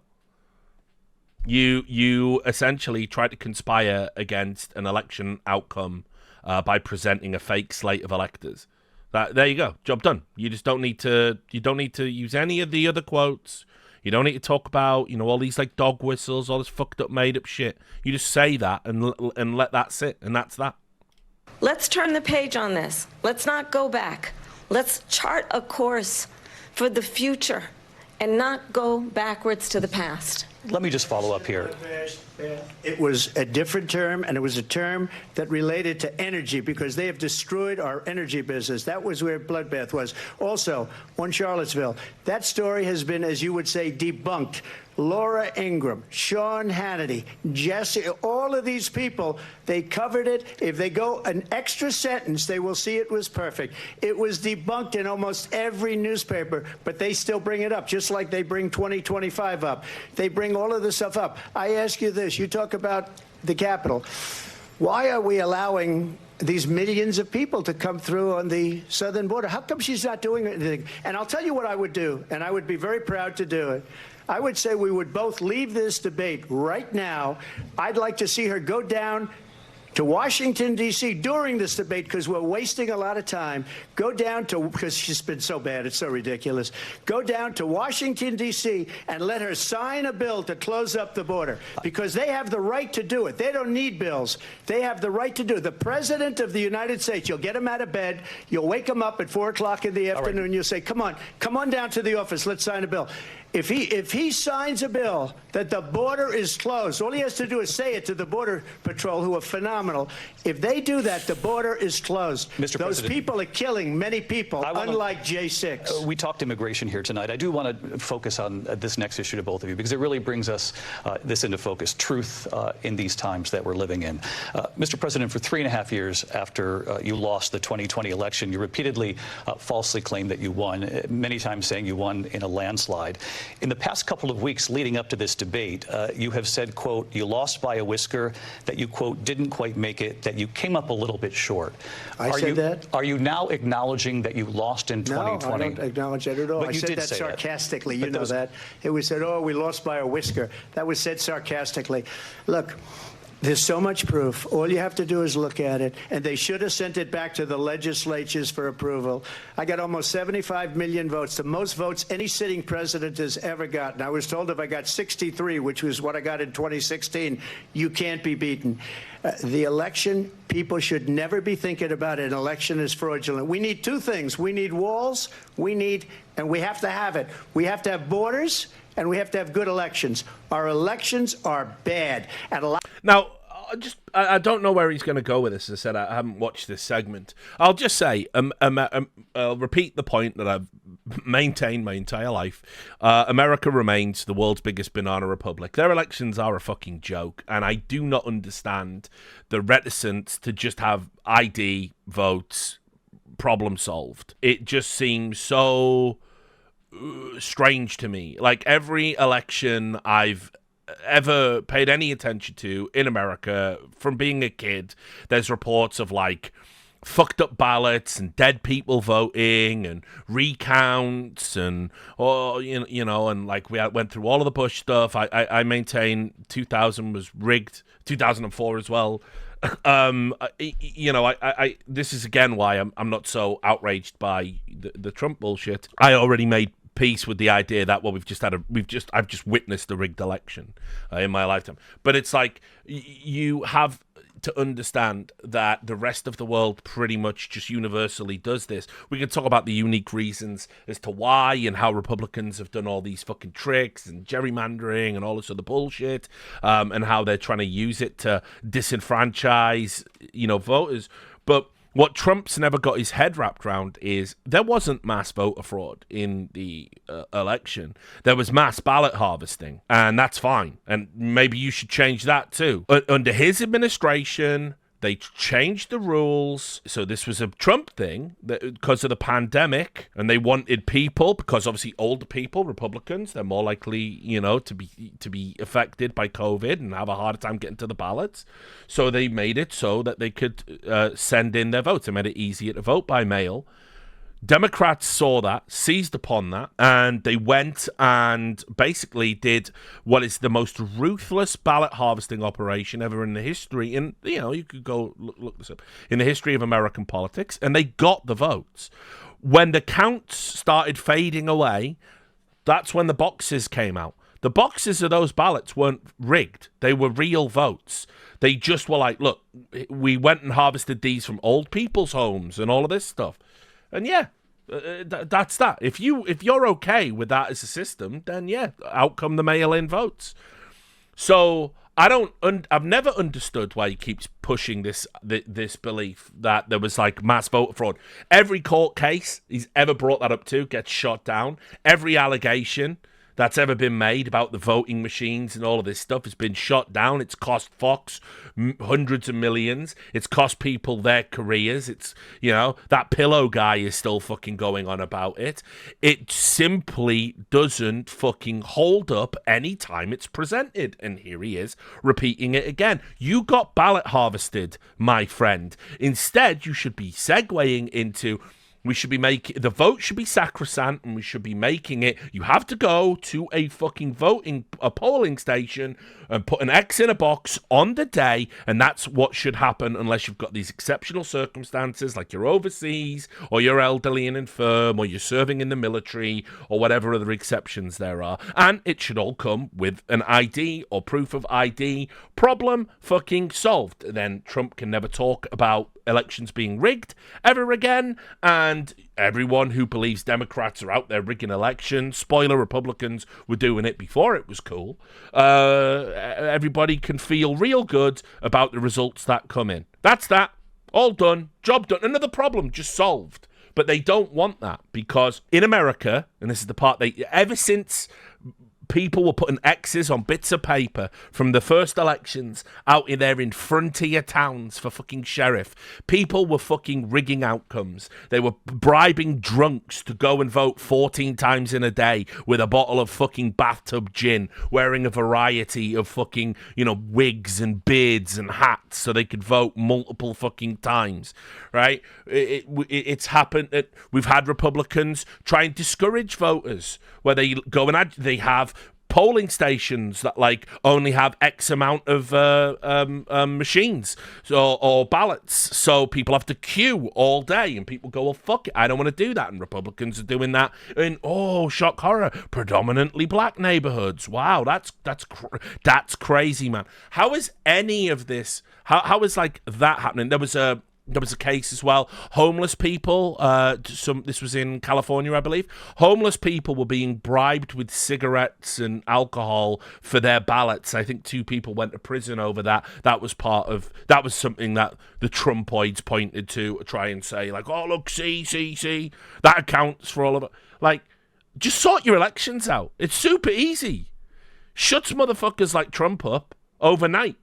He can never intimate it ever again. But it still blows my mind that he can't see what happened. And that was that all of the rules changed about mail-in ballots. They went and they harvest that motherfucker like you never believed, and made sure that when the Republican votes started dropping off, they had boxes and boxes of mail-in ballots that they could count after the fact, which is why you get that comical wah. And that, by the way, that line on that graph is the whole predicate for the bullshit about the election being rigged. It is a line on a graph. That is it. That is all they've ever had. That is all they've been able to produce in court. That That's it. That's the whole argument about the election being rigged. And as someone who doesn't even mind saying that Bush rigged an election, probably rigged too, I'd be more than comfortable saying, well, of course, both the duopoly is corrupt to the core, but it just didn't happen this time. A lot of these illegal immigrants coming in, they're trying to get them to vote. They can't even speak English. They don't even know what country they're in practically. And these people are trying to get them to vote. And that's why they're allowing them to come into our country. I did watch all of these pieces of video. I didn't detect the sarcasm, lost by a whisker. We didn't quite make it. And we should just point out here as clarification, and you know this, you and your allies, 60 cases in front of many judges, many of them Republican. No judge looked at it. And said they said we didn't have standing. That's the other thing. They said we didn't have standing, a technicality. Can you imagine a system where a person in an election doesn't have standing? The president of the United States doesn't have standing. That's how we lost. If you look at the facts, and I'd love to have you'll do a special on it. I'll show you Georgia, and I'll show you Wisconsin, and I'll show you Pennsylvania, and I'll show you.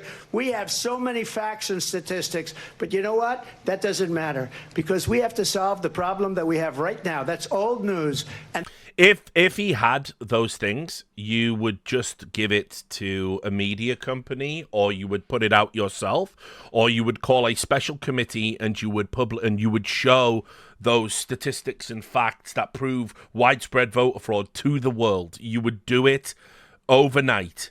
So, and nothing could prevent you doing it. You could call a House committee and you could present it and have lawyers review it and have people verify it. So, nonsense. Like, it's nonsense to pretend you have all these facts that we're totally waiting to show a judge. And the problem that we have right now is we have a nation in decline, and they have put it into decline. We have a nation that is dying, David. Mr. President, thank you. Vice President Harris, you heard the president there tonight. He said he didn't say that he lost by a whisker. So he still believes he did not lose the election that was won by President Biden and yourself. But I do want to ask you about something that's come up in the last couple of days. This was a post from President Trump about this upcoming election just weeks away. He said, when I win, those people who cheated, and then he lists donors, voters, election officials, he says will be prosecuted to the fullest extent of the law, which will include long-term prison sentences. One of your campaign's top lawyers responded saying, we won't let Donald Trump intimidate us. We won't let him suppress the vote. Is that what you believe he's trying to do here? Donald Trump was fired by 81 million people. So let's be clear about that. And clearly he is having a very difficult time processing that. But we cannot afford to have a president of the United States who attempts, as he did in the past, to upend the will of the voters in a free and fair election. And I'm going to tell you that I have traveled the world as Vice President of the United States, and world leaders are laughing at Donald Trump. I have talked with military leaders, some of whom worked with you, and they say you're a disgrace. And when you then talk in this way in a presidential debate and deny what over and over again are court cases you have lost because you did, in fact, lose that election, it leads one to believe that perhaps we do not have in the candidate to my right the temperament or the ability to not be confused about fact. That's deeply troubling, and the American people deserve better. I'll give you 1 minute to respond, Mr. President. Let me just say about world leaders. Viktor Orban, one of the most respected men, they call him a strong man. He's a tough person, smart. Prime Minister of Hungary. They said, why is the whole world blowing up? 3 years ago it wasn't. Why is it blowing up? He said, because you need Trump back as president. They were well, if you've got Orban's China was endorsement, afraid, and I don't like to use the word afraid, but I'm just quoting him. China was afraid of him. North Korea was afraid of him. Look at what's going on with North Korea, by the way. He said Russia was afraid of him. I ended the Nord Stream 2 pipeline, and Biden put it back on day one, but he ended the XL pipeline. The XL pipeline in our country, he ended that. But he let the Russians build a pipeline going all over Europe and heading into Germany, the biggest pipeline in the world. Look, Viktor Orban said it. He said the most respected, most feared person is Donald Trump. We had no problems when Trump was president, but when this weak, pathetic man that you saw at a debate just a few months ago, that if he weren't in that debate, he'd be running instead of her. She got no votes. He got 14 million votes. What you did, you talk about a threat to democracy. He got 14 million votes, and they threw him out of office. And you know what? I'll give you a little secret. He hates her. He can't stand her. But he got 14 million votes. They threw him out. She got 0 votes. And when she ran, she was the first one to leave because she failed.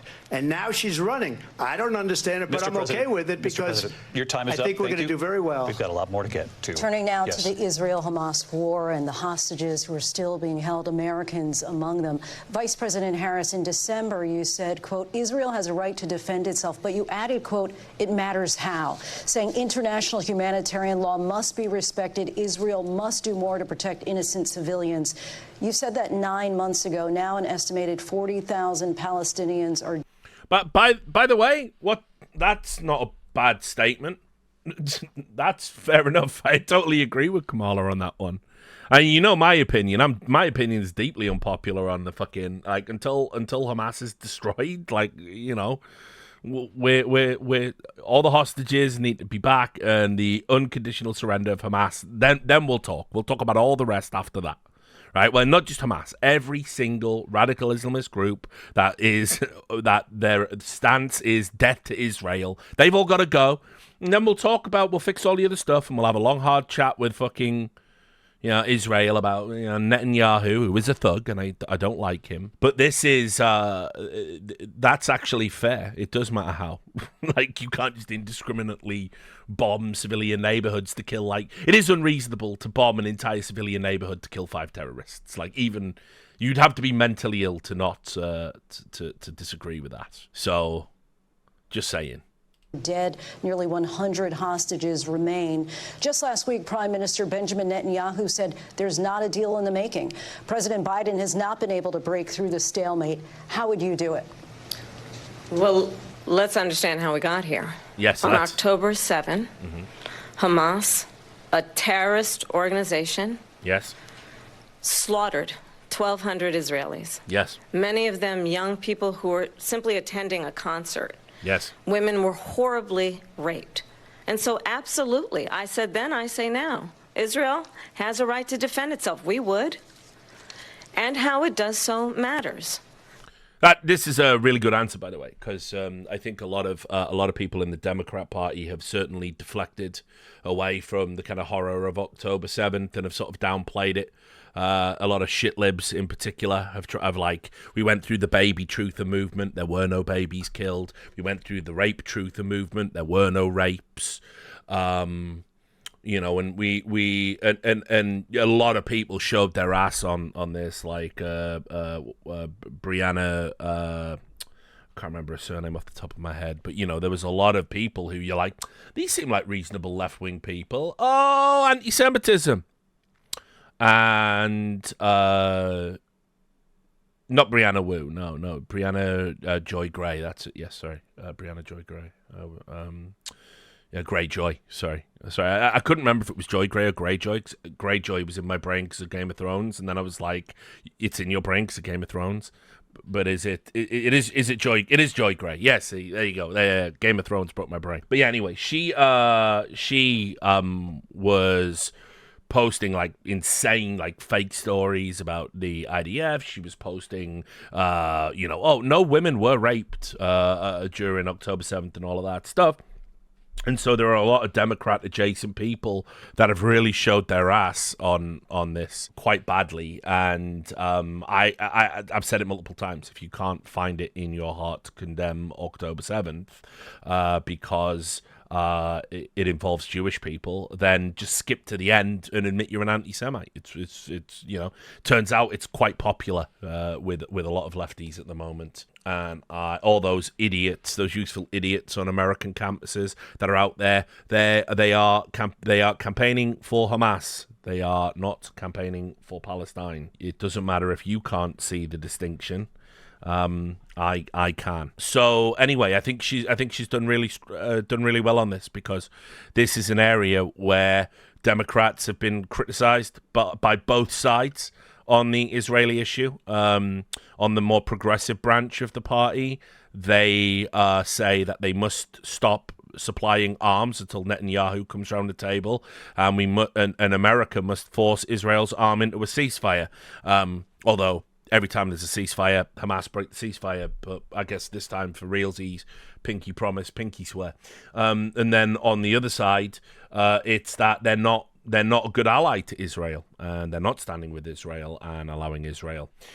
So it's like it's very easy for a Democrat candidate to end up in the no man's land, politically speaking. So far, good answer. Because it is also true, far too many innocent Palestinians have been killed. Children, mothers. What we know is that this war must end. It must end immediately, and the way it will end is we need a ceasefire deal and we need the hostages out.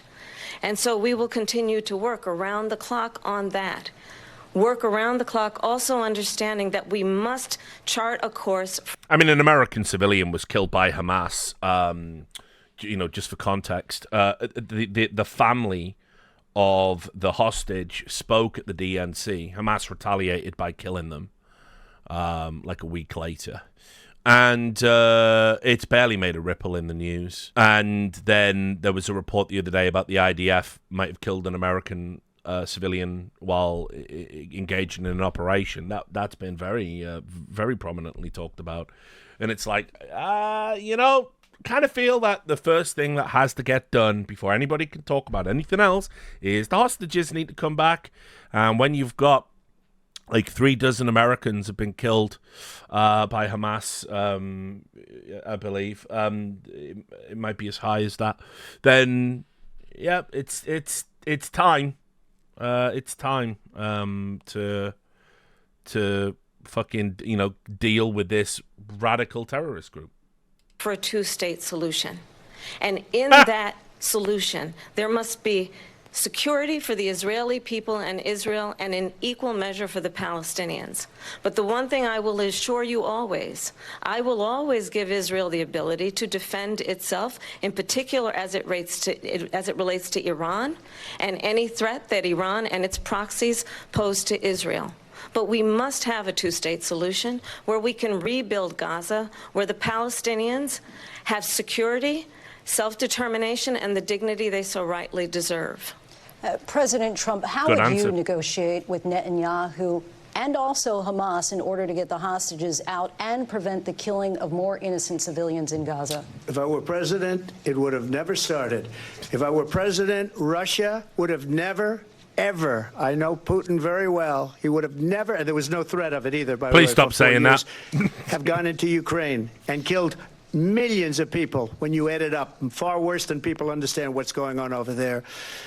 But when she mentions about Israel, all of a sudden, she hates Israel. She wouldn't even meet with Netanyahu when he went to Congress to make a very important speech. True. She refused to be there because she was at a sorority party of hers. She wanted to go to the sorority party.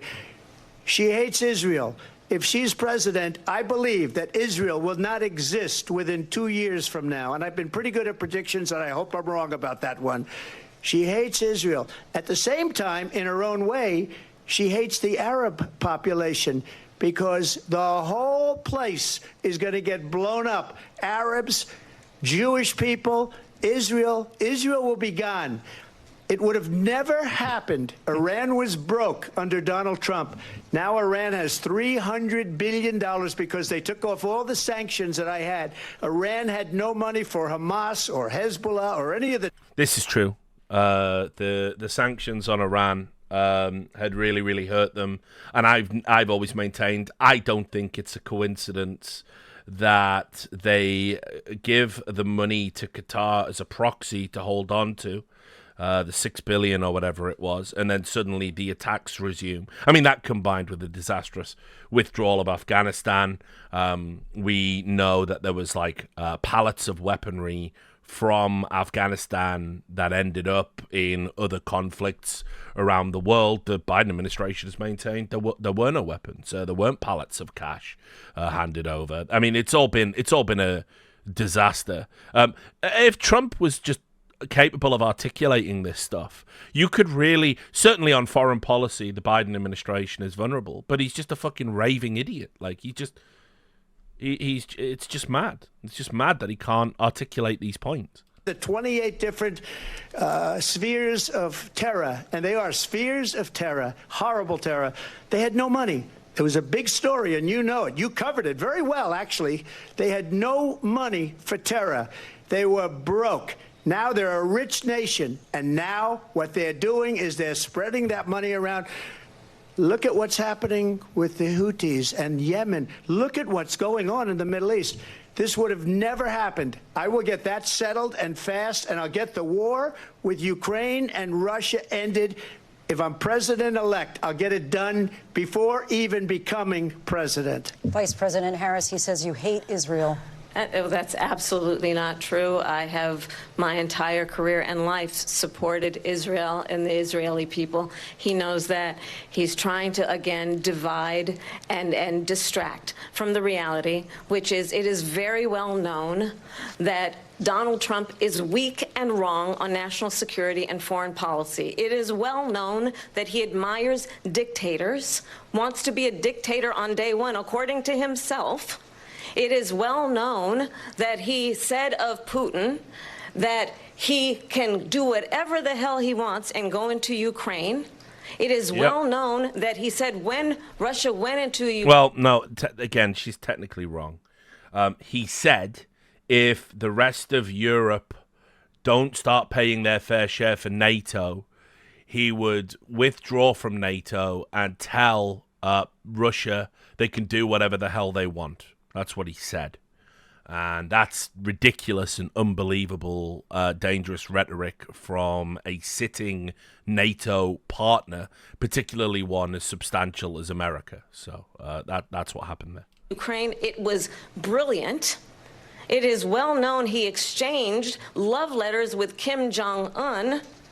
And it is absolutely well known that these dictators and autocrats are rooting for you to be president again because they're so clear. They can manipulate you with flattery and favors. And that is why Joe Biden fist bumped Mohammed bin Salman when he was on his knees begging him to produce more oil, and Mohammed bin Salman told him to get fucked. Joe Biden has publicly lied about having romantic walks through the foothills with President Xi. And it seems to be the general consensus, which we also now know from documentation, go back to 2016, that Putin actually fucking doesn't want Trump to be president.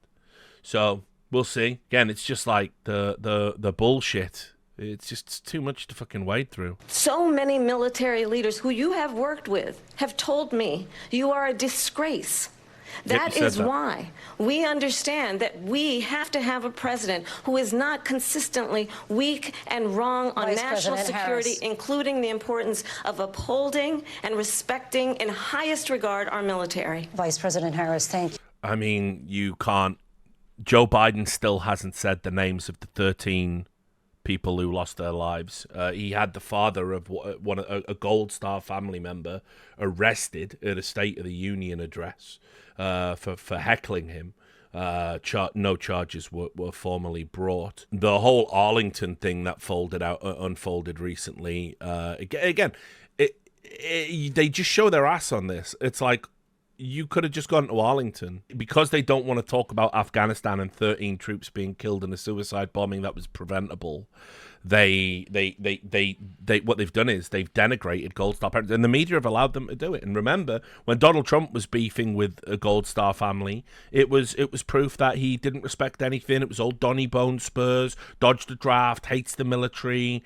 That all leads us to the suckers and losers lie that happens. So it again, optically, this has been handled very, very differently. And to say that just because Joe Biden ends every fucking speech with, God bless our troops, or God support our troops, or whatever the fuck it is he says at the end of every speech, regardless of whether he's talking about the military or not, I don't think they've got a leg to stand on in terms of being the party that supports the fucking military. It's not. They're the ones, and she's the one that caused it. that's weak on national security by allowing every nation last month. That's it. God for the protect year, our troops. 168 different countries sending people into our country. Their crime rates are way down.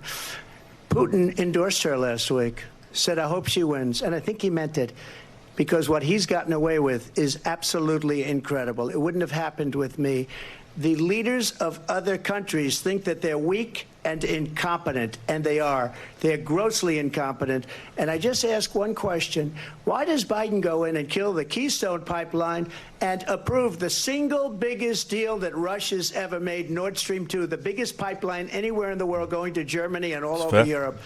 Because they're weak and they're ineffective. And Biden, by the way, President gets paid Trump, a lot of money. Thank you. We have a lot of issues to get to. We'll be right back with much more of this historic ABC News presidential debate from the National Constitution Center right here in Philadelphia. Back in a moment.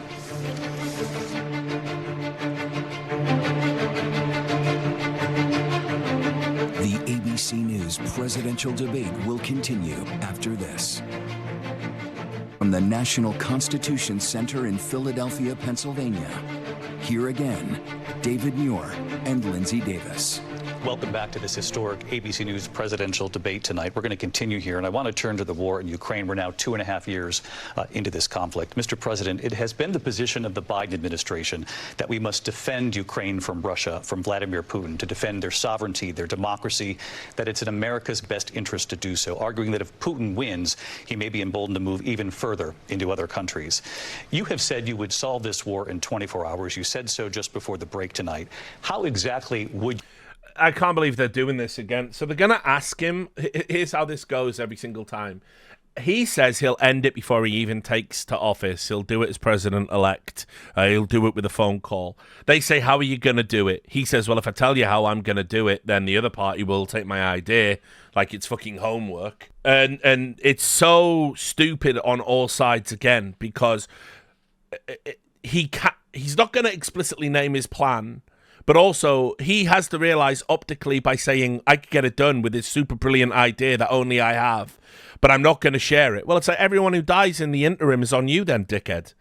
So, like, who wins with this fucking position?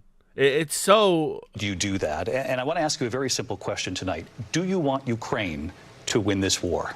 I want the war to stop. I want to save lives that are being uselessly, people being killed by the millions. It's the millions. It's so much worse than the numbers that you're getting, which are fake numbers. Look, we're in for $250 billion or more because they don't ask Europe, which is a much bigger beneficiary to getting this thing done than we are. They're in for $150 billion less because Biden and you don't have the courage to ask Europe like I did with NATO. He's going to repeat this point. I've debunked this on stream so many times now. I should just bookmark the graph. I brought it up where you look at the real numbers as a percentage of GDP. To say that Europe isn't like paying its fair share, it's so dull. But he's about to say it again.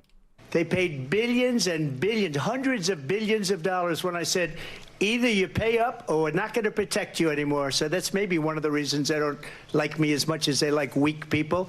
But you take a look at what's happening. We're in for 250 to 275 billion. They're into 100 to 150. They should be forced to equalize. With that being said, I want to get the war settled. I know Zelensky very well, and I know Putin very well. I have a good relationship, and they respect your president, okay? They respect me. They don't respect Biden. How would you respect him? Why? For what reason? He hasn't even made a phone call in 2 years to Putin, hasn't spoken to anybody.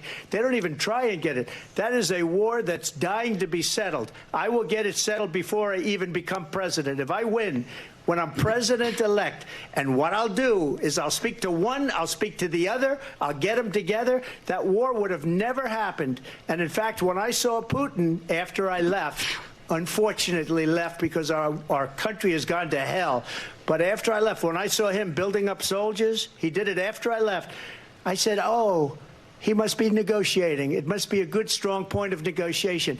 Well, it wasn't, because Biden had no idea how to talk to him. He had no idea how to stop it. And now you have millions of people dead, and it's only getting worse, and it could lead to World War III. Don't kid yourself, David.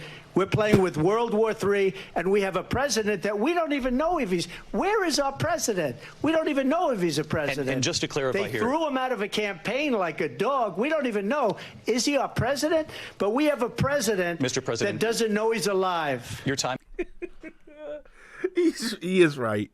It's so absurd to hear him just talk like this, but he is right. He is right. Like Biden has... Where is he? I mean, I saw him the other day. He was talking about his schedule, and he said, I'm going to do 9/11, which was like, seems a bit extreme, Joe, but whatever. I also saw him put on a Trump cap. Someone passed him a cap to put on that said Trump 2024, and he put it on his head. Because he's a fucking imbecile. He's infirm. He's America's Brezhnev. He needs to be put out to pasture. They need to invoke the 25th Amendment right now. But let's be real. I mean, we know from reporting when Nancy Pelosi was doing his speeches for him that America's been run by committee for the past 3.5 years, and maybe it's a good thing. Maybe this is part of the reform. Like, maybe this can be the case study. Do you need a president? You haven't had one for 3.5 years. You've had a pope. You've had Pope Biden being wheeled around in a little golf cart, completely bouncing off the fucking walls, and yet the country. I mean, sure, it's gone to shit in a lot of areas, but it hasn't completely collapsed in on itself. Maybe this is a look to the future. Like we start having a new type of leadership where you have a committee and you have one dude and it's all fucking, he's just a ceremonial figurehead. And I mean, it's kind of like that anyway. But yeah, these last 3.5 years have definitely proved it. But yeah, Biden it's embarrassing for the world. Time is up. Just to clarify in the question, do you believe it's in the U.S. best interest for Ukraine to win this war, yes or no? I think it's the U.S. best interest to get this war finished and just get it done. All right. Negotiate a deal, because we have to stop all of these human lives from being destroyed. I want to take this to Vice It's really stupid as well. I hate the line of questioning, do you want Ukraine to win? Because what they're trying to do is intimate he's pro-Russia and he wants Russia to win. Making Ukraine win the war is a much harder goal than negotiating a ceasefire. And I don't think it's bad that he won't say this. President Harris, I want to get your thoughts on support for Ukraine in this moment, but also as commander-in-chief, if elected, how would you deal with Vladimir Putin, and would it be any different from what we're seeing from President Biden? Well, first of all, it's important to remind the former president you're not running against Joe Biden, you're running against me. There's a girl boss moment. Yawn. We got it in. Who's the sitting president now? You've literally just copy-pasted all of his policies onto your website. You won't speak against him, will you? She won't call out the sitting president. He's gone no matter what. I believe the reason that Donald Trump says that this war would be over within 24 hours is because he would just give it up. And that's not who we are as Americans. Let's understand what happened here. I actually met with Zelensky. Afghanistan. The Taliban were in within hours on the day of the withdrawal. You kill children. Girls are back in fucking glorified prisons, essentially. They can't go to schools anymore. Americans are still left behind in Afghanistan that you haven't brought back. This is not a good point for you. Zelensky, a few days before Russia invaded, tried through force to change territorial boundaries, to defy one of the most important international rules and norms, which is the importance of sovereignty and territorial integrity. And I met with President Zelensky. I shared with him American intelligence about how he could defend himself. Days later, I went to NATO's eastern flank, to Poland and Romania. And through the work that I and others did, we brought 50 countries together to support Ukraine in its righteous defense. And because of our support, because of the air defense, the ammunition, the artillery, the javelins, the Abrams tanks that we have provided, Ukraine stands as an independent and free country. If Donald Trump were president, Putin would be sitting in Kyiv right now. And understand what that would mean, because Putin's agenda is not just about Ukraine. That's just fucking trash. Understand why the European allies and our NATO allies are so thankful that you are no longer president, and that we understand the importance of the greatest military alliance the world has ever known, which is NATO, and what we have done to preserve the ability of Zelensky and the Ukrainians to fight for their independence. Otherwise, Putin would be sitting in Kyiv with his eyes on the rest of Europe, starting with Poland. And why don't you tell the 800,000 Polish Americans right here in Pennsylvania how quickly you would give up for the sake of favor and what you think is a friendship with what is known to be a dictator who would eat you for lunch. Vice President Harris, thank you. We've heard from both of you on Ukraine tonight. Afghanistan came up in the last hour. I wanted her to... Like, as we've established many times in this channel, it would never be Poland. It would never be Poland in a million years. It's never going to be Poland. It's ridiculous. It would never be Poland. Yes, as Moldova. I don't believe Moldova, but it would be maybe Moldova next. It wouldn't. It would never. And Georgia up for grabs again. It would never be Poland. It would never, ever, ever, ever be Poland. Respond to something you said earlier, and please, I'll give you a minute here. Putin would be sitting in Moscow, and he wouldn't have lost 300,000 men and women, but he would have been sitting in Moscow. Quiet, please. He would have been sitting in Moscow, much happier than he is right now. But eventually, you know, he's got a thing that other people don't have. He's got nuclear weapons. They don't ever talk about that. He's got nuclear weapons. Nobody ever thinks about that. And eventually... So, they got nuclear weapons. The N-word! Maybe he'll use them, and maybe he hasn't been that threatening. But he does have that, something we don't even like to talk about. Nobody likes to talk about it.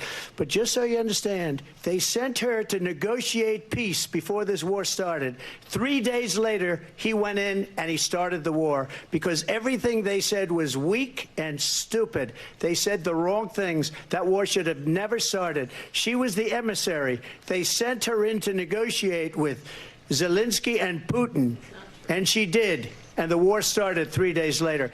And that's the kind of talent we have with her. She's worse than Biden. In my opinion, I think he's the worst president in the history of our country. She goes down as the worst vice president in the history of our country. But let me tell you something. She is a horrible negotiator. They sent her in to negotiate. As soon as they left, Putin did the invasion. President Trump, thank you. You did bring up something. You said she went to negotiate with Vladimir Putin. Vice President Harris, have you ever met Vladimir Putin? Can you clarify tonight? Yet again, I said it at the beginning of this debate, you're going to hear a bunch of lies coming from this fellow. And that... Yeah, I mean, on that note, I'm pretty sure that's not true. She was not responsible. She wasn't an emissary. I'm pretty sure the Kremlin has said they've had no contact with Kamala Harris over this stuff. I just think that's a complete fabrication. That is another one. When I went to meet with President Zelensky, I've now met with him over 5 times. The reality is it has been about standing as America always should, as a leader upholding international rules and norms, as a leader who shows strength, understanding that the alliances we have around the world are dependent on our ability to look out for our friends and not favor our enemies because you adore strongmen instead of caring about democracy. And that is very much what is at stake here. The President of the United States is commander-in-chief. And the American people have a right to rely on a president who understands the significance of America's role and responsibility in terms of ensuring that there is stability and ensuring we stand up for our principles and not sell them for the benefit of personal flattery. We've talked about Ukraine and Vladimir Putin. I do want to talk about Afghanistan. It came up in the first hour of this debate. I want to move on to Afghanistan. Stoltenberg said Trump did the most amazing thing I've ever seen. He got these countries, the 28 countries at the time, to pay up. He said, I've never seen, he's the head of NATO. He said, I've never seen. For years, we were paying almost all of NATO. We were being ripped off by European nations, both on trade and on NATO. I got them to pay up by saying one of the statements you made before, if you don't pay, we're not going to protect you. President Otherwise, Trump. we would have never gotten it. He said it was one of the most incredible jobs that he's ever seen done. Thank you. I want to turn to Afghanistan. It came up in the first hour of the debate, Yeah, and we witnessed a poignant moment today on Capitol Hill, honoring the soldiers who died in the chaotic withdrawal from Afghanistan. I do want to ask the Vice President, do you believe you bear any responsibility in the way that withdrawal played out? Well, I will tell you, I agreed with President Biden's decision to pull out of Afghanistan. 4 presidents said they would, and Joe Biden did. And as a result, America's taxpayers are not paying the $300 million a day we were paying for that endless war. And as of today, They really need to pick a fucking lane on this one. They consistently have said it was Trump's fault. The withdrawal went so bad because of the timelines he put in place, and that they were committed to, and they couldn't fucking get out of it, which is just bullshit. I mean, it's just like, you can't, like, that excuse is just weak sauce. But the reality that they've handled this particularly well is like ridiculous. So it's like, I don't know, like, do you want to claim credit for the Afghanistan withdrawal now? It was Trump that committed to it. So if pulling out of Afghanistan is a Trump W, you've got to give it to him. The way that you pulled out is the big L, is the fail. So I don't know. there is not one member of the United States military who is in active duty in a combat zone in any war zone around the world, the first time this century. But let's understand how we got to where we are. Donald Trump, when he was president, negotiated one of the weakest deals you can imagine. He calls himself a deal maker. Even his national security advisor said it was a weak, terrible deal. And here's how it went down. He bypassed the Afghan government. He negotiated directly with a terrorist organization called the Taliban. The negotiation involved the Taliban getting 5,000 Taliban terrorists released. And get this, and the president at the time invited the Taliban to Camp David, a place of storied significance for us as Americans, a place where we honor the importance of American diplomacy, where we invite and receive respected world leaders. And this former president, as president, invited them to Camp David because he does not, again, appreciate the role and responsibility of the President of the United States to be commander-in-chief with a level of respect. And this gets back to the point of how he has consistently disparaged and demeaned members of our military, fallen soldiers, and the work that we must do to uphold the strength and the respect of the United States of America around the world. Vice President. So this is true, largely. What ended up happening was Trump decided that because when the withdrawal occurred, that the Taliban was going to be like involved in some sort of fucking coalition interim government thing.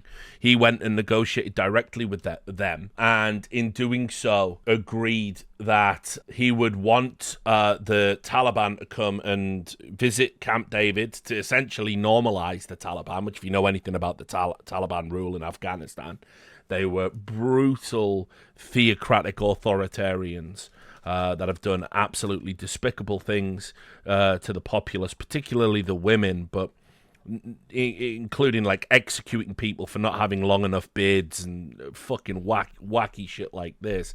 The reason for the rise of the Taliban was the war on drugs. I won't bore you with the history of the foreign policy, but basically the Taliban were in power. I mean, also the Russian stuff in Afghanistan, but the Taliban were strong against opium poppies. They executed anyone that was growing opium. And so the American war on drugs necessitated an alliance with the Taliban to help stop heroin and opioids from coming in illegally. But obviously as well, you had the whole stuff with the Mujahideen, which were fucking trained to fight Russians in the Afghanistan territory. They also went on to be some of the figureheads within the Taliban. So anyway, that's how you get to the rise of the Taliban. Trump went and negotiated with them, invited them to Camp David. If memory serves me right, I think the visit, it was either side of September 11th. So in other words, he had a radical Islamist terrorist group that Americans had died fighting come to Camp David on fucking September 11th, which sparked obviously the whole. So the agreement in the first instance was absolute dog shit, and the optics were terrible, and basically he was broadly given a pass from this, honestly, by Trump standards in the media and how the media handle him. He was largely given a pass because people recognized that the withdrawal from Afghanistan was broadly good and served American interests. So that's what went down with that. But Harris is right here. She has definitely nailed him at the cross. However, the Biden-Harris administration was responsible for the withdrawal. They could have halted it. They could have pumped the brakes. They could have done it in a million different ways. Remember, the reason it went so bad so quickly is they said that the Afghanistan force that will be taking over is adequate to stand up to the Taliban, and the Taliban isn't going to march on them. And neither of those things were true. And Harris, thank you. President Trump, your response to her saying that you began the negotiations with the Taliban. So if you take a look at that period of time, the Taliban was killing our soldiers, a lot of them, with snipers. And I got involved with the Taliban because the Taliban was doing the killing. That's the fighting force within Afghanistan. They don't bother doing that because, you know, they deal with the wrong people all the time. But I got involved. And Abdul is the head of the Taliban. He is still the head of the Taliban. And I told Abdul, don't do it anymore. You do it anymore, you're going to have problems. And he said, why do you send me a picture of my house? I said, you're going to have to figure that out, Abdul. And for 18 months, we had nobody killed. We did have an agreement. Yeah, he's told this story a few times. Trump's recently been on the podcast circuit. Basically, he threatened to, like, laser beam his fucking house into oblivion. He sent the way Trump tells it is he showed him a photo of his house where his family lived and said, if any more American citizens die, Abdul, I'll let you figure out what that means. That he's told this story a few times. I have no idea how true it is. It hasn't been disputed by any former Trump administration, any military person, by the Taliban. Like, nobody's disputed this story. So on the one hand, it definitely based. On the other hand, President of the United States essentially sliding you your docs across the table and raising an eyebrow at you during what are meant to be diplomatic negotiations also kind of sounds pretty fucking wild to me. A little bit cowboy diplomacy, in my opinion, but that's just me. I'm from a simpler time. And negotiated by Mike Pompeo. It was a very good agreement. The reason it was good, we were getting out. We would have been out faster than them, but we wouldn't have lost the soldiers. We wouldn't have left many Americans behind, and we wouldn't have left $85 billion worth of brand new, beautiful military equipment behind. And just to finish, they blew it.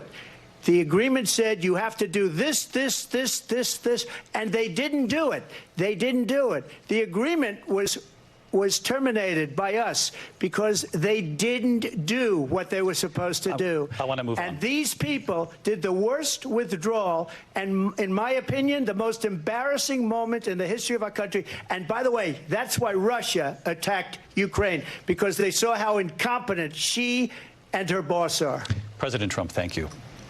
I want to move on now to race and politics in this country. Mr. President, you recently said of Vice President Harris, quote, I didn't know she was black until a number of years ago when she happened to turn black, and now she wants to be known as black.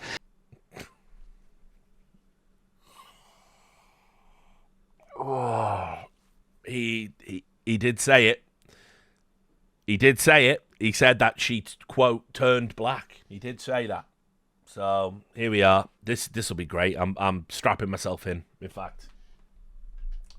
I've been off the sauce while I've been sick, but let's just fucking, in honor of my fucking granddad, a tot of rum.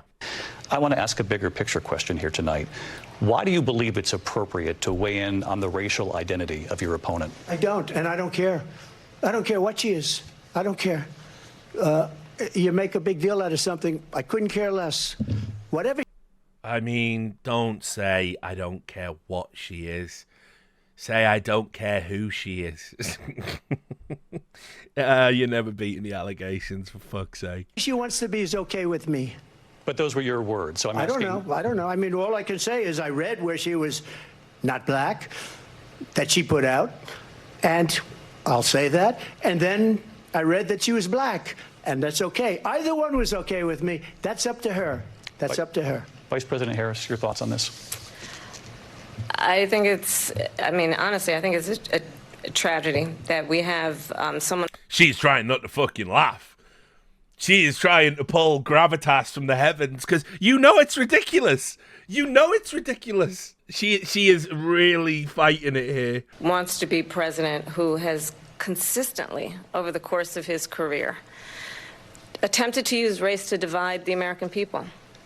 You know, I do believe that the vast majority of us know that we have so much more in common than what separates us, and we don't want this kind of approach that is just constantly trying to divide us, and especially by race. And let's remember how Donald Trump started. He was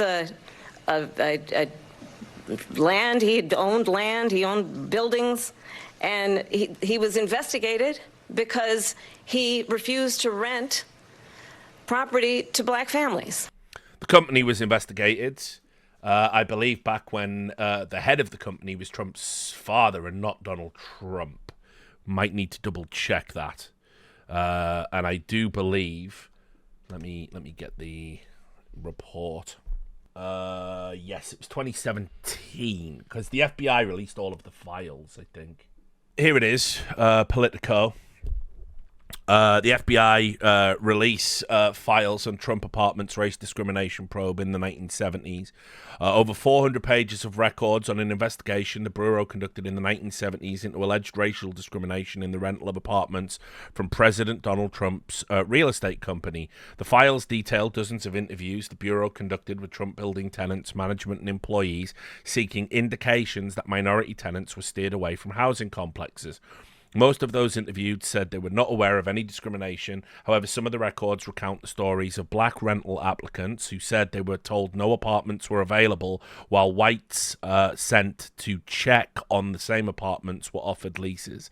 The records, which were posted on the FBI's Freedom of Information Act website, included a 1974 interview with a former doorman at a Trump building in Brooklyn. A supervisor told me that if a black person came to 2650 Ocean Parkway and inquired about an apartment for rent, and he, that is, was not there at the time, that I should tell them that the rent was twice as much as it really was in order that they could not afford the apartment, said the ex-doorman. Many of the accounts of discrimination appear to have originated with the National Urban League, which relayed the information to the Justice Department's Civil Rights Division. Some of those complaints are barely legible, and many of the records are heavily redacted. In October 1973, the Civil Rights Division filed a lawsuit against Trump Management Company, there it is, Donald Trump and his father, Fred Trump, alleging the African Americans and Puerto Ricans were systematically excluded from apartments. The Trump responded with a $100 million countersuit accusing the government of defamation. Donald Trump denied any racial discrimination but said his managers tried to weed out certain kinds of tenants. What we didn't do was rent to welfare cases, white or black, Trump said in a 1987 book. The Trumps and the company entered into a consent decree settling the litigation in 1975. So, ultimately, it sounds explosive, it sounds salacious, but it's kind of it's a bit of a nothing burger. As I said, I think his dad was technically in charge. There was never any documentation or allegation or even an interview that linked Trump to making the decision specifically, and it wasn't substantiated by the FBI, and it looks like it was settled in arbitration. So you can choose what to believe. I'm pretty sure there's an element of truth to it. 1970s expensive fucking tenement buildings. I'm pretty sure racial discrimination did go on, but I'm just saying that's the reality of the matter. Let's remember, this is the same individual who took out a full-page ad in the New York Times calling for the execution of 5 young Black and Latino boys who were innocent, the Central Park 5. Mm-hmm. Took out a full-page ad calling for their execution. Now, there's absolutely nothing... I've never accepted the premise that him wanting the execution of the Central Park 5, who were believed to be guilty at the time, they weren't exonerated until much later. I never put any stock into it that it was racist. The Democrats throw it in his face all the time. He was a New Yorker. It was a crime that affected New York. He took out an ad saying they should be executed for their crimes, and then it later turned out that they were exonerated by exculpatory forensic evidence. So I don't think it's racial reasons, and I think it's it's weak sauce to suggest it is. This is the same individual who spread birther lies about the first Black president of the United States. Got to eat that one, even though it does look historically that the first time those lies were ever told came from a Hillary Clinton PAC. Donald Trump did popularize and propagate the lie about Barack Obama not being an American citizen. I think the American people want better than... Do want to remind everybody as well that just in case people don't... We've talked about eating dogs in this. Barack Obama had to address eating dogs back when he was running up against Mitt Romney, I think it was. Back in 2012 it would have been. Just to let me... I'll just show you that. It's unrelated, but I just think it's like time is a flat fucking circle, isn't it? Yep, here it is. This is the benefit of actually caring about politics and actually wanting to be informed about the clusterfuck that is American politics and not just being a grifter, doing it for clicks and views. Because you remember insane fucking stories like this. Here it is, by Jake Tapper when he was over at ABC. Romney campaign notes that Obama, as a boy, ate dog meat. They took one of his books where he was talking about traveling. And, here it is. Dreams from My Father, a story of race and inheritance. The president recalls being fed dog meat as a young boy in Indonesia with his stepfather. And the Romney campaign seized upon this and used it to try and make it sound like, oh, you wouldn't want a president who ate a dog. Like, they actually went with that. It was fucking ridiculous. Than that. Don't let anyone tell you American politics has ever been normal. Want better than this. Want someone who understands, as I do, I travel our country. We see in each other a friend. We see in each other a neighbor. We don't want a leader who is constantly trying to have Americans point their fingers at each other. I meet with people all the time who tell me, can we please just have discourse about how we're going to invest in the aspirations and the ambitions and the dreams of the American people? Knowing that regardless of people's color or the language their grandmother speaks, we all have the same dreams and aspirations and want a president who invests in those, not in hate and division. Vice President Harris, thank you. Lindsay? President Trump, this is now your third time. This is the most divisive presidency in the history of our country. There's never been anything like it. They're destroying our country, and they come up with things like what she just said. Going back many, many years, when a lot of people, including Mayor Bloomberg, agreed with me on the Central Park 5, they admitted, they said, they pled guilty. And I said, well, if they pled guilty, they badly hurt a person, killed a person ultimately. And if they pled guilty, then they pled, we're not guilty. But this is a person that has to stretch back years, 40, 50 years ago, because there's nothing now. I built one of the greatest economies in the history of the world, and I'm going to build it again. It's going to be bigger, better, and stronger. But they're destroying our economy. They have no idea what a good economy is. Question about race, by the way. their oil policies, every single policy. And remember this, she is Biden. You know, she's trying to get away from Biden. I don't know the gentleman, she says. She is Biden. The worst inflation we've ever had, a horrible economy because inflation has made it so bad. And she can't get away with that. Thank you. Your time is up, I Lindsey. want to respond to that, though. I want to just respond briefly. Clearly, I am not Joe Biden, and I am certainly not Donald Trump. And what I do offer is a new generation of leadership for our country, one who believes in what is possible, one who brings a sense of optimism about what we can do instead of always disparaging Is she getting the unburdened? American people.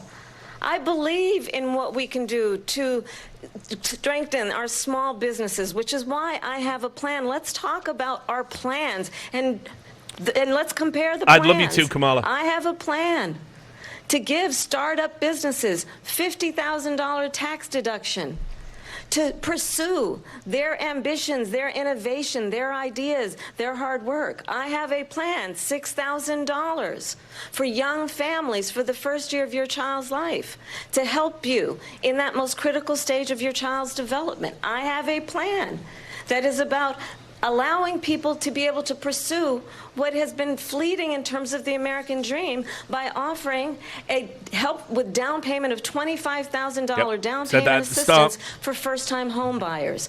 That's the kind of conversation, I believe, David, that people really want tonight, as opposed to a conversation that is constantly about belittling and name-calling. Let's turn the page Vice President and move Harris, forward. thank you. Let's turn to policy. Let's turn back to policy. You'll have picked up by now, I'm sure, the recurring let's turn the page. It's actually a very good linguistic strategy because that's how even Americans that would vote for Trump, that's kind of how they feel about politics.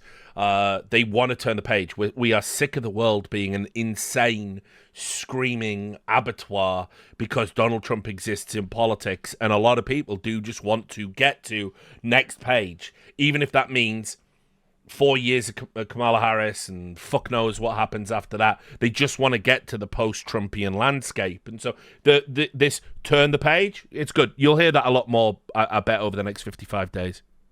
To move on. President Trump.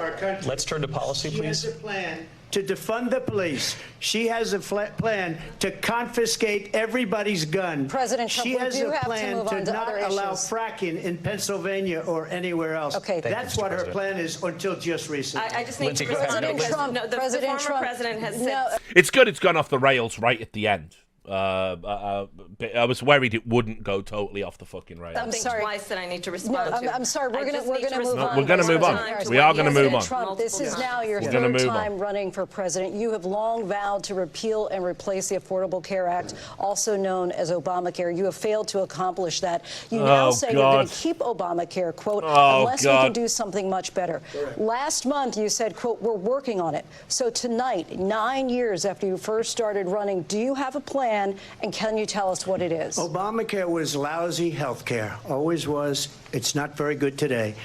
And what I said, that if we come up with something, and we are working on things, we're going to do it and we're going to replace it. But remember this, I inherited Obamacare because Democrats wouldn't change it. They wouldn't vote for it.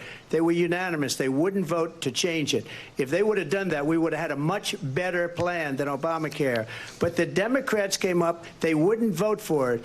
I had a choice to make when I was president. Do I save it and make it as good as it can be, never going to be great, or do I let it rot?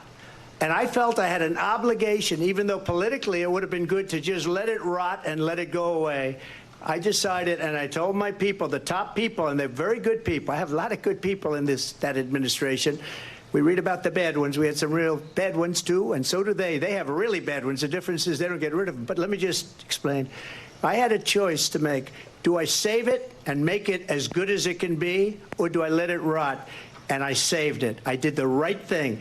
But it's still never going to be great, and it's too expensive for people. And what we will do is we're looking at different plans. If we can come up with a plan that's going to cost our people, our population, less money and be better health care than Obamacare, then I would absolutely do it. But until then, I'd run it as good as it can be run. So just a yes or no. I want everybody, just before we float down to fucking bullshit island with the last 10 minutes, I want you all to imagine that the person that was speaking was Ron DeSantis. And I want you to imagine how he would have fucking handled all of these topics and how he would have been able to talk about his record. He would absolutely have fucking destroyed Kamala in this debate. No doubt about it. Yes, he might look like a fucking skinwalker, but he is like focused. He brings stats, he brings numbers, he brings props like the poop map when Gavin Newsom fucking destroyed him. Like, the GOP could have unhitched themselves from Trump the minute all the indictments come down, and they would have had a justifiable reason, in the same way the Democrats do, to be like, Biden's not going to run, Kamala's the candidate. And they could have said, look, Trump's mired in all these legal battles. We don't know if he's going to be convicted. We're going with DeSantis, even though a primary campaign and a presidential campaign are very different things. You are spoilt for choice in a primary. You also know it's essentially a whittling down. It's also a process of who runs out of money first in a lot of cases. And so a primary campaign is nothing like a presidential campaign. A presidential campaign is, here you go. You got two choices. And if they'd backed DeSantis right now, I believe, compared to the kind of wishy-washy, woolly policy, unburdened nonsense that Kamala Harris is talking, I think DeSantis would have absolutely fucking chewed her up. Instead, I'm listening to this fucking maniac ramble incoherently about the economy in a question about race, and it's just embarrassing. It's just embarrassing. Like she is not a strong candidate, but like, how could you listen to the two talk? And then if I was to say to you which one's a politician, which one's fit to be a politician, it's not even a choice. Still do not have a plan. I have concepts of a plan. I'm not president right now. But if we come up with something, I would only change it if we come up with something that's better and less expensive. And there are concepts and options we have to do that. And you'll be hearing about it in the not too distant future. Imagine how the rightoids would have destroyed Kamala Harris if that was one of her answers. I have the concept. Do you have a plan? I have the concepts of a plan. I'm aware of what a plan is. I'm aware of what a plan is. I've heard of a plan. And very soon, I will be putting in the criteria of the components of a plan, and you'll hear about it. That's like when you turn up to a fucking class presentation and you've done fuck all work. You were out the night before. You were hoping the nerdy kid was going to carry you through it. Did you do it? I've got the concepts of the work. Vice President Harris, in 2017, you supported Bernie Sanders' proposal to do away with private insurance and create a government-run healthcare system. 2 years later, you proposed a plan that included a private insurance option. What is your plan today? Well, first of all, I absolutely support, and over the last 4 years as vice president, private health care options. But what we need to do is maintain and grow the Affordable Care Act. But I'll get to that, Lindsay. I just need to respond to a previous point that the former president has made. I've made very clear my position on fracking. And then this business about taking everyone's guns away. Tim Walz and I are both gun owners. We're not taking anybody's guns away. So stop with the continuous lying about this stuff. Well, okay. Let me just bring up why that's been. I looked this up beforehand. It all goes back to that disastrous primary. You see, when she was in 2019 for the primaries, she thought she was a viable candidate. She knows nothing about the Democrat Party. She can't, because as I've said many times, they are the party of selection, not election. They cherry pick candidates, and they blackmail and cajole and coerce everyone else to fall into line, and then they run with what they think can win ruthlessly. Nancy Pelosi's running this fucking country. It's the Pelosi's, the Schumers, the Clintonistas. And so this is the problem. Kamala Harris in 2019 thought she was a candidate, and if she put out her own ideas, everyone would be all up at, oh, wow, this is great. What a breath of fresh air. But nobody liked her. She lacked charisma. The cackle was insane. It turned a lot of people off. There were other stronger candidates. There were candidates with name recognition value as well that she was running up against. And she said, as a primary candidate, that she supported a mandatory gun buyback program. She said she supported that the same way she said she supported a fracking ban. So let me show you again a fact check on PolitiFact. Kamala Harris, as a 2019 presidential primary candidate, said, I support a mandatory gun buyback program for assault weapons. We found no examples that she supports mandatory gun confiscation, and the majority of guns sold in the U.S. are handguns. So a mandatory, and this is where Trump has framed it incorrectly. By the way, for most Second Amendment people, this would just be an anathema in and of itself, because a mandatory buyback is it's what they did in Australia. If you're not familiar, a mandatory buyback. They had a mass shooting in Australia, and then the government said, right, no more guns for anybody, but we'll buy them back at an inflated cost.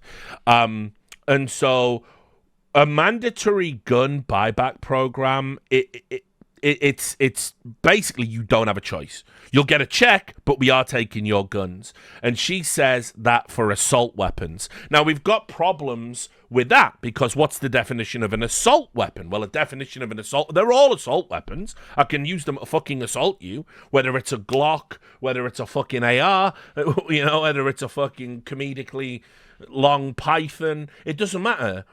Right, they're all assault weapons, obviously. So what does that mean? And so this is where we get into this woolly, nebulous area. We know Democrats do want to restrict gun ownership. Now, maybe that's okay for some of you. A lot of Second Amendment people don't feel that way. I personally believe the genie's out the bottle, and I don't think it would do any good. I don't think it would even make a dent in gun crime. I don't know how many lives it would objectively save. It might cut down on school shootings, though. So you might say, okay, well, actually, definitely that's a good thing, because obviously a lot of kids, they get the gun either from their parents directly or out of their parents' room, and then they take it to school and they do terrible things. Other people subscribe to, if the price to be able to resist a tyranny from either an invasive or a domestic government is that we get the occasional school shooting, so be it. A lot of Second Amendment absolutists believe it is the price that you pay. Regardless of any of that, mandatory gun buyback means the government will take away your guns. And if it's for assault weapons, you need to be very clear about that. Look, the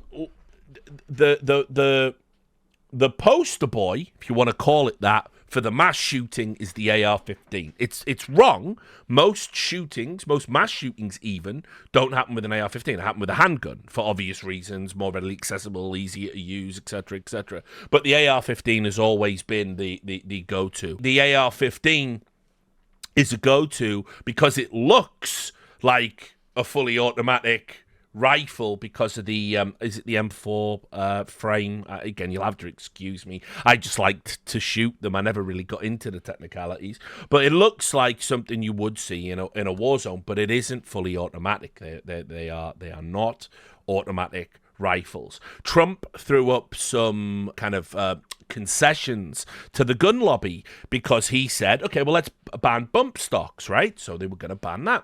And then the Supreme Court shut that down and said that's actually infringing people's Second Amendment rights. You know, the Supreme Court, that's beholden to everything Trump wants. And so a confiscation for me is Pinkertons come to your house and take away your guns. Mandatory buyback would be more like, if you've got a gun, you must bring it to this law enforcement building, and as you hand in the gun, depending on the gun, we will give you X amount back in the form of a check or however it's going to work, and that's how it would go. And then after the buyback, if you are found to have a gun, you will be treated as having an illegal gun if the gun is of that type. That is how a mandatory buyback program would work. To most, I think to probably the majority of Americans, I don't know the polling, but I think they don't want it. I think the majority of Americans actually don't want anyone fucking with the Second Amendment.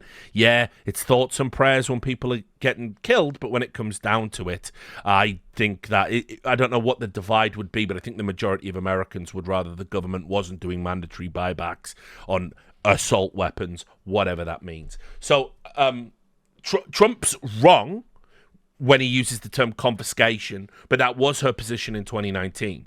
Now, this surprised a lot of people. I'm not going to get into the post-debate breakdown. I'll probably do that tomorrow.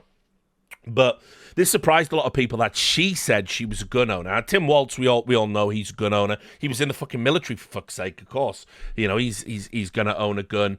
And actually, their record on gun ownership and gun rights, it's not terrible for Democrats by any stretch of the imagination.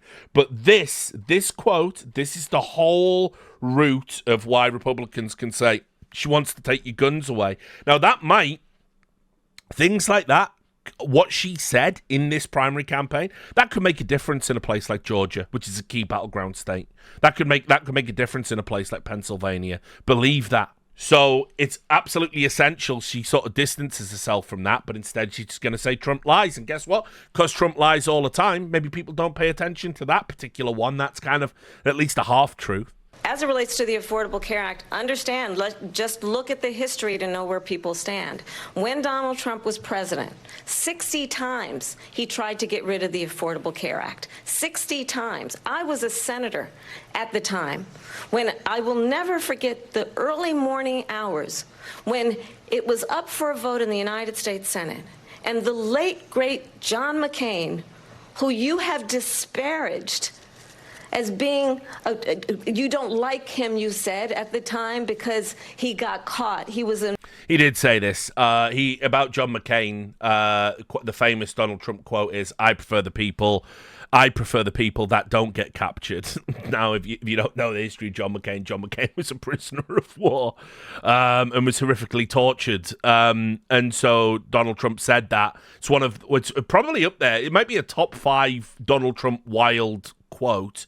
The fact that he said that, it's things like that give. I don't believe he called people suckers and losers. By the way, that was too weird. It was made up in the Atlantic. If you know who owns the Atlantic and their ties, you wouldn't believe it. But obviously, it certainly gives it the realm of possibility. You've already made fun of a fucking prisoner of war and said that being captured in service of your country is something sort of like disparage somebody about. So, yeah, he did actually say that. An American hero. The late, great John McCain, I will never forget that night, walked onto the Senate floor and said, no, you don't. No, you don't. No, you don't get rid of the Affordable Care Act. You have no plan. And what the Affordable Care Act has done is eliminate the ability of insurance companies to deny people with pre-existing conditions. I don't have to tell the people watching tonight, you remember what that was like? Remember when an insurance company could deny if a child had asthma, if someone was a breast cancer survivor, if a grandparent had diabetes? Why do the insurance companies disproportionately hold all this power and influence in your medical system, though? That's the real question. Why do they even have the right to be... Why do they even exist? And thankfully, as I've been vice president and we, over the last 4 years, have strengthened the Affordable Care Act, we have allowed for the first time Medicare to negotiate drug prices on behalf of you, the American people. Donald Trump said he was going to allow Medicare to negotiate drug prices. He never did. We did. He did. And now we have brought capped down the cost of insulin at $35 a month. Which Since Trump I've been said. vice president, we have capped the cost of prescription medication for seniors at $2,000 a year. Think about that. $2,000 a year on medication for senior citizens. They've capped it. That's a win in the American healthcare system. Like $2,000 for a fucking pensioner is fucking mental. We've got real problems with the NHS. It's stretched to breaking point here in Britain, but seniors don't pay for prescriptions. They don't pay for subsidized prescriptions on the NHS. And when I am president, we will do that for all people, understanding that the value I bring to this is that access to health care should be a right and not just a privilege of those who can afford it. And the plan has to be to strengthen the Affordable Care Act, not get rid of it, Vice pass as President prologue Harris, thank in terms you. of where Donald Trump stands on that. I want to move to an issue that's important for a lot She made a of... mistake. At number one, John McCain fought Obamacare for 10 years. But it wasn't only him. It were all of the Democrats that kept it going. And you know what? We can do much better than Obamacare, much less money. But she won't improve private insurance for people, private medical insurance. That's another thing she doesn't want to get. People are paying privately for insurance that have worked hard and made money, and they want to have private. She wants everybody to be on government insurance where you wait 6 months for an operation that you need immediately. President Trump, thank you. We have another issue that we'd like to... Just on that note, here it is. This is the famous headline. John McCain hated Obamacare, but ultimately saved it. He was vehemently against it, and then in the Trump years, obviously, cast that vote that they're talking about there. So. Get to that's important for a number of Americans, in particular younger voters, and that's climate change. President Trump, with regard to the environment, you say that we have to have clean air and clean water. Vice President Harris, you call climate change an existential threat. The question to you both tonight is, what would you do to fight climate? This should be a good one. She should have said, I mean, this would be too biased, but if I was a biased piece of shit, this is what I would have done. I would have said, candidate Harris, Vice President Harris, you said it was an existential threat. Former President Trump, you said it was a Chinese hoax. Because he did. He said that on Twitter. That would have just absolutely stitched him up. I can't wait for this. Climate change. And Vice President Harris, we'll start with you. 1 minute for you each. Well, the former president had said the climate change is a hoax. And Correct. What we know is that it is very real. You ask anyone who lives in a state who has experienced these extreme weather occurrences, who now is either being denied home insurance or it's being jacked up. You ask anybody who has been the victim of what that means in terms of losing their home, having nowhere to go. We know that we can actually deal with this issue. The young people of America care deeply about this issue. And I am proud that as Vice President over the last 4 years, we have invested $1 trillion in a clean energy economy, while we have also increased domestic gas production to historic levels. We have created over 800,000 new manufacturing jobs while I have been vice president. We have invested in clean energy to the point that we are opening up factories around the world. Donald Trump said he was going to create manufacturing jobs. He lost manufacturing jobs. And I'm also proud to have the endorsement of the United Auto Workers and Sean Fain, who also know that part of building a clean energy economy includes investing in America. I think that's a guy called Sean Fain. I don't think that's Sinn Fein. I'm pretty sure. Just checking. Yeah, Sean Payne. There you go. I thought just putting that out there. She's got the endorsement of Sinn Fein. I'm thinking of Carve. Carve's in bed, obviously, but like I was thinking, she got the endorsement of Sinn Fein. So she does. You fucking bastard. American-made products, American automobiles. It includes growing what we can do around American manufacturing and opening up auto plants, not closing them like happened under Donald Trump. Vice President Harris, thank you. That didn't happen under Donald Trump. Let me just tell you, they lost 10,000 manufacturing jobs this last month. It's going, they're all leaving. They're building big auto plants in Mexico, in many cases owned by China. They're building these massive plants, and they think they're going to sell their cars into the United States because of these people. What they have given to China is unbelievable. But we're not going to let that. We'll put tariffs on those cars so they can't come into our country, because they will kill the United Auto Workers and any auto worker, whether it's in Detroit or South Carolina or any other place. What they've done to business and manufacturing in this country is horrible. We have nothing because they refuse. You know, Biden doesn't go after people because supposedly China paid him millions of dollars. He's afraid to do it. Between him and his son, they get all this money from Ukraine. They get all this money from all of these different countries. And then you wonder, why is he so loyal to this one, that one, Ukraine, China? Why is he? Why did he get $3.5 million from the mayor of Moscow's wife? Why did she pay him $3.5 million? This is a crooked administration. I mean, look, I know why. because Joe Biden, like all career politicians, is running a for-access scheme, a pay-for-access scheme.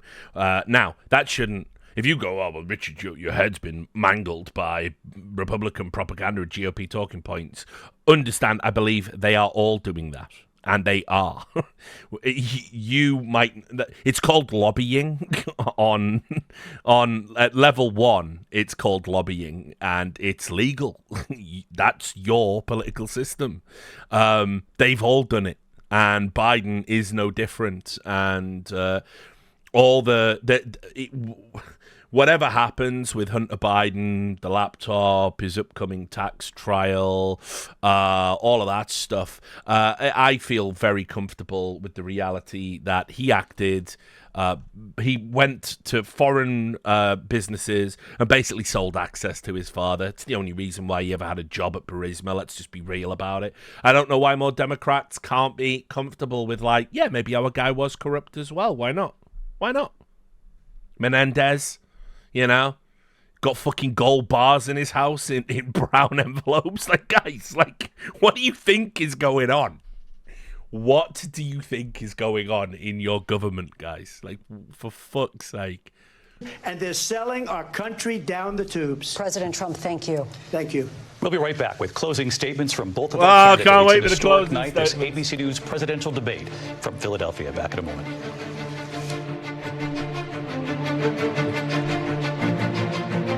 The ABC News presidential debate will continue after this. Live from the National Constitution Center in Philadelphia, Pennsylvania. Here again, David Muir and Lindsay Davis. Fuck off with this. Why is it the guy that does the fucking summer blockbuster fucking movie trailer? Like, why is it him? Like, Welcome back tonight. The time has come for closing statements, and Vice President Harris, we begin with you. So I think you've heard tonight two very different visions for our country. I haven't heard a vision at all. I've heard two different people rambling largely incoherently for 90 minutes and not answering the questions that were put to them. That's what I've heard. That's what I imagine most of America has heard. One that is focused on the future, and the other that is focused on the past, and an attempt to take us backward. But we're not going back. And I do believe that the American people know we all have so much more in common than what separates us, and we can chart a new way forward. And a vision of that includes having a plan, understanding the aspirations, the dreams, the hopes, the ambition of the American people, which is why I intend to create an opportunity economy, investing in small businesses, in new families, in what we can do around protecting seniors, what we can do that is about giving hardworking folks a break and bringing down the cost of living. I believe in what we can do together that is about sustaining America's standing in the world and ensuring that we have the respect that we so rightly deserve, including respecting our military and ensuring we have the most lethal fighting force in the world. Lethal? I will be a president that will protect our fundamental rights and freedoms, including the right of a woman to make decisions about her own body and not have her government tell her what to do. The obvious joke is she also wants to make sure she has the most lethal abortions in the world. Look, I'm just joking. I don't have a dog in that particular. I'm on your side on that one, guys, but it's just funny. I'll tell you, I started my career as a prosecutor. I was a DA, I was an attorney general, a United States senator, and now vice president. I've only had one client, the people. And I'll tell you, as a prosecutor, I never asked a victim or a witness, are you a Republican or a Democrat? The only thing I ever asked them, are you okay? And that. Okay, she's going for the empathy. She's going for the empathy angle now. The only thing I ever asked them is, were you okay? Reminder, she got a pass from the mainstream media, right, on the most frivolous of technicalities, and that is that more people were prosecuted for low-level marijuana offences when she was the district attorney than when she wasn't. And when you go and look this up on like a PolitiFact or a Snopes, it goes, because she didn't directly prosecute them.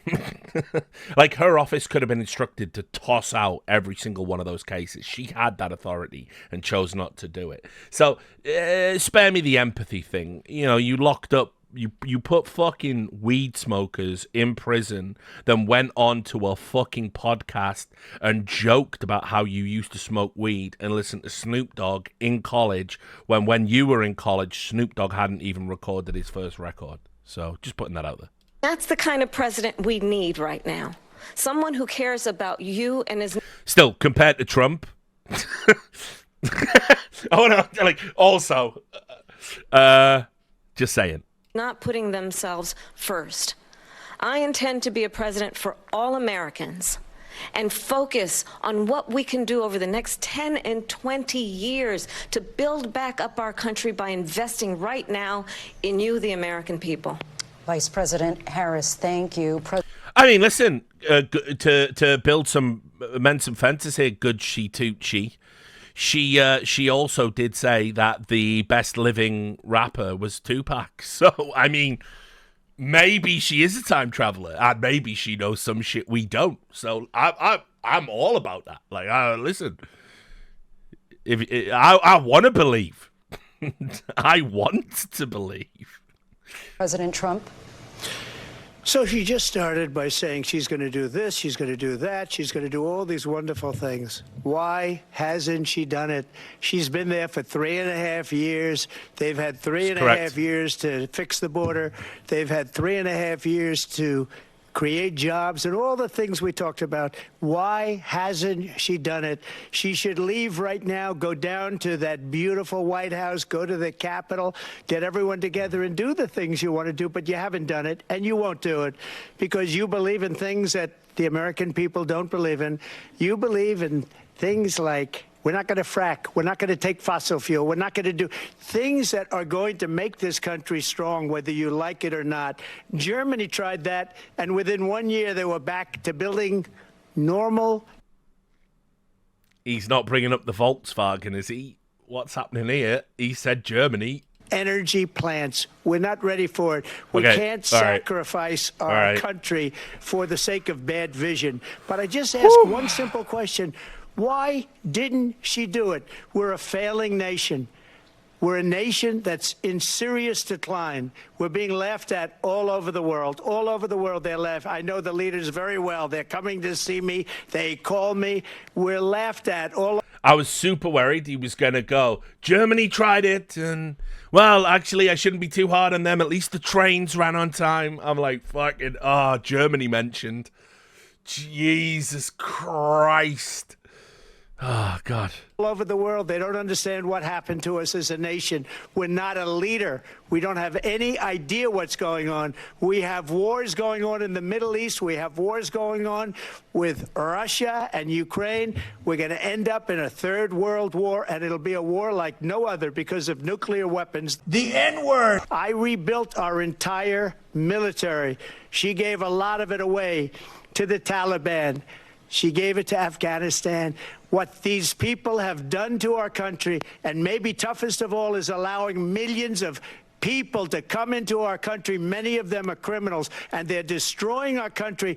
The worst president, the worst vice president in the history of our country. President Trump, thank you. And that is our ABC News presidential debate from here in Philadelphia at the National Constitution Center. I'm Lindsay Davis. And I'm David Muir. Thank you for watching here in the U.S. and all over the world, and from all of us here at ABC News. Good night. Well, that was a fucking load of bollocks, wasn't it? Fucking hell. Don't even know where to go with that one. I mean, look, just to wrap up, obviously Kamala Harris won that hands down, right? I think we can all agree. It wasn't great, but she at least had some semblance of coherent messaging. Trump was unhinged, unfocused, unglued, and missed a number of potential knockout counterpunches. a lot of people are saying this debate really doesn't matter. It's window dressing. It's still far enough out for the election to not have a material impact. I just think it's over for Trump. I really do. I think he has brought nothing new to the table. Saying, wasn't it good? Remember when I was in charge is sort of like,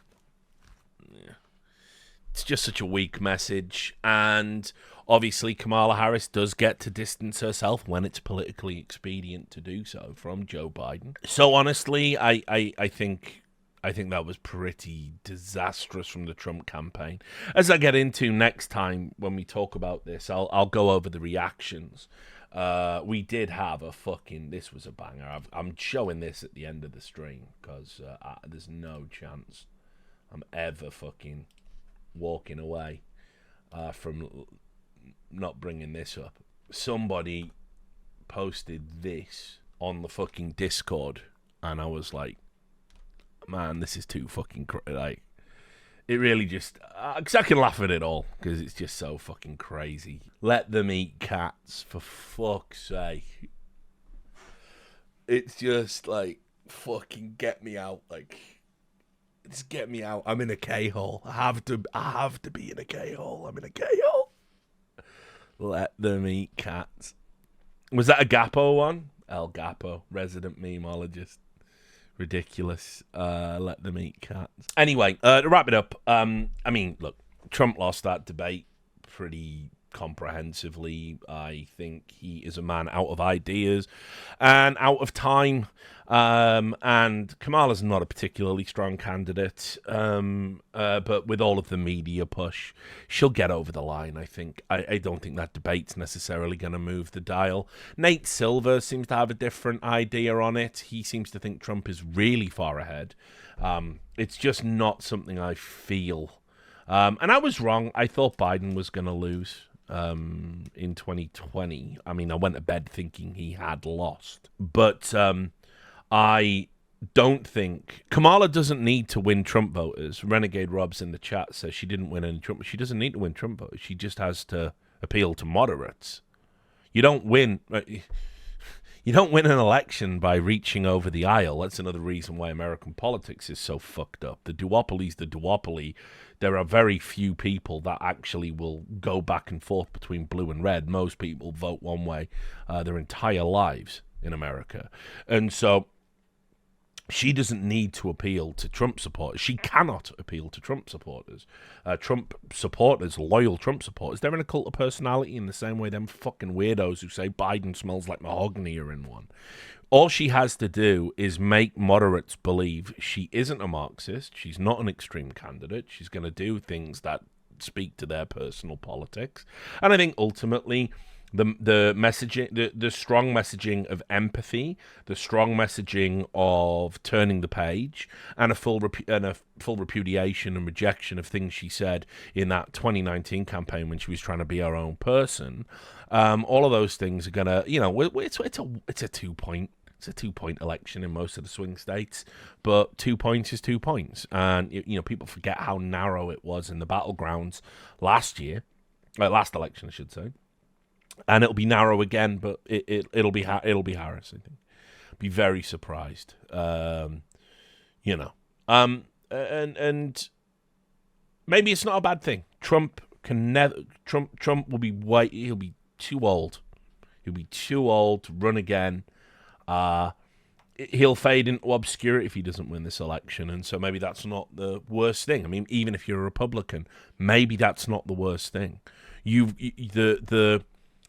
The Trumpian element to the Republican Party has been a mixed blessing because it's not a blessing at all. It's been a mixed bag, I should say, because yes, it's brought populism, and yes, you had the biggest underdog upset win of any presidential election throughout history, but it's also brought all the crazies. It's normalized Laura Loomer as a political strategist, Matt Gaetz, these people, Marjorie Taylor Greene. These people aren't fit to be politicians. These people are clowns. They are clowns and idiots and they don't know what they're talking about. And so there is a new breed of GOP that can fight. They can fight in the culture war without the brain rot. And I never thought I would say this, but maybe it's not. Maybe Vivek sticking around isn't the worst thing. DeSantis is definitely the future of the party as I see it. And there's certainly some other people coming through. You know, put it this way, even if you think these people are crazy, they're definitely a fucking upgrade from the Trumpian branch of the Republican Party right now. And so, yeah, you have to understand, though, have we seen the real Vivek? Have we seen the real Vivek? Because Vivek obviously is pandering to Trump, but equally, I believe he's young enough and ambitious enough and articulate enough to, in a post-Trump landscape, I mean, J.D. Vance was anti-Trump at one stage, right? J.D. Vance was anti-Trump, and now he's pro-Trump because he knew he could kiss ass and get the nomination. And so that's kind of where we're at. So it's interesting, I think, to see where the GOP goes after this. But maybe if you're a Republican, it isn't the worst thing that Trump loses, honestly. But I offer the same. I offer the same sentiment about the Democrats. Democrats need a rebuild too. You got to get rid of the Schumers and the Pelosi's, and the progressive branch has to have a little bit more influence, so we start actually getting some lefty policies coming through. And you know, Kamala is establishment. She is kind of that like bridge between the traditional and the future. So winning, and whoever loses this election might actually be winning long term. You lose for the next 4 years. And remember, I don't think Trump is going to fucking turn us into a monarchy. I don't think Trump's going to be like, oh, you're a monarchy now, and here's Barron. And Barron is like fucking Leto, the fucking second, or whatever, like merging with the sandworms to live forever. Like, brr, brr. I don't think that's going to happen. I know a lot of Democrats do. A lot of grifters do. I've seen America go through like some crazy and contentious elections. You've had some pretty wild moments in history that looked like they would maybe break the political norms and the political institutions they've always held. America's rock solid. It's crazy. It's stupid. It's a fucking country like no other. And which is why the rest of the world is fascinated with it. But ultimately, you're built on a solid foundation. You got good people. You deserve better leaders. That's the biggest criticism of America. And I think eventually, eventually there will be a period in your history where you will tire of your politics being like this, and we will go back to a better time. So, yeah, it won't be in the next 60 days, though. In fact, it will be chaotic and horrible. As always, I will keep you informed. I hope you enjoyed the debate breakdown and the live fact-checking, as I always like to provide. If I've been wrong about anything, put it in the comments on the YouTube video. It doesn't mean, if you disagree with something I say, I'm wrong and you're right. That's not how fact-checking works, although the mainstream media could be told that and taught that lesson.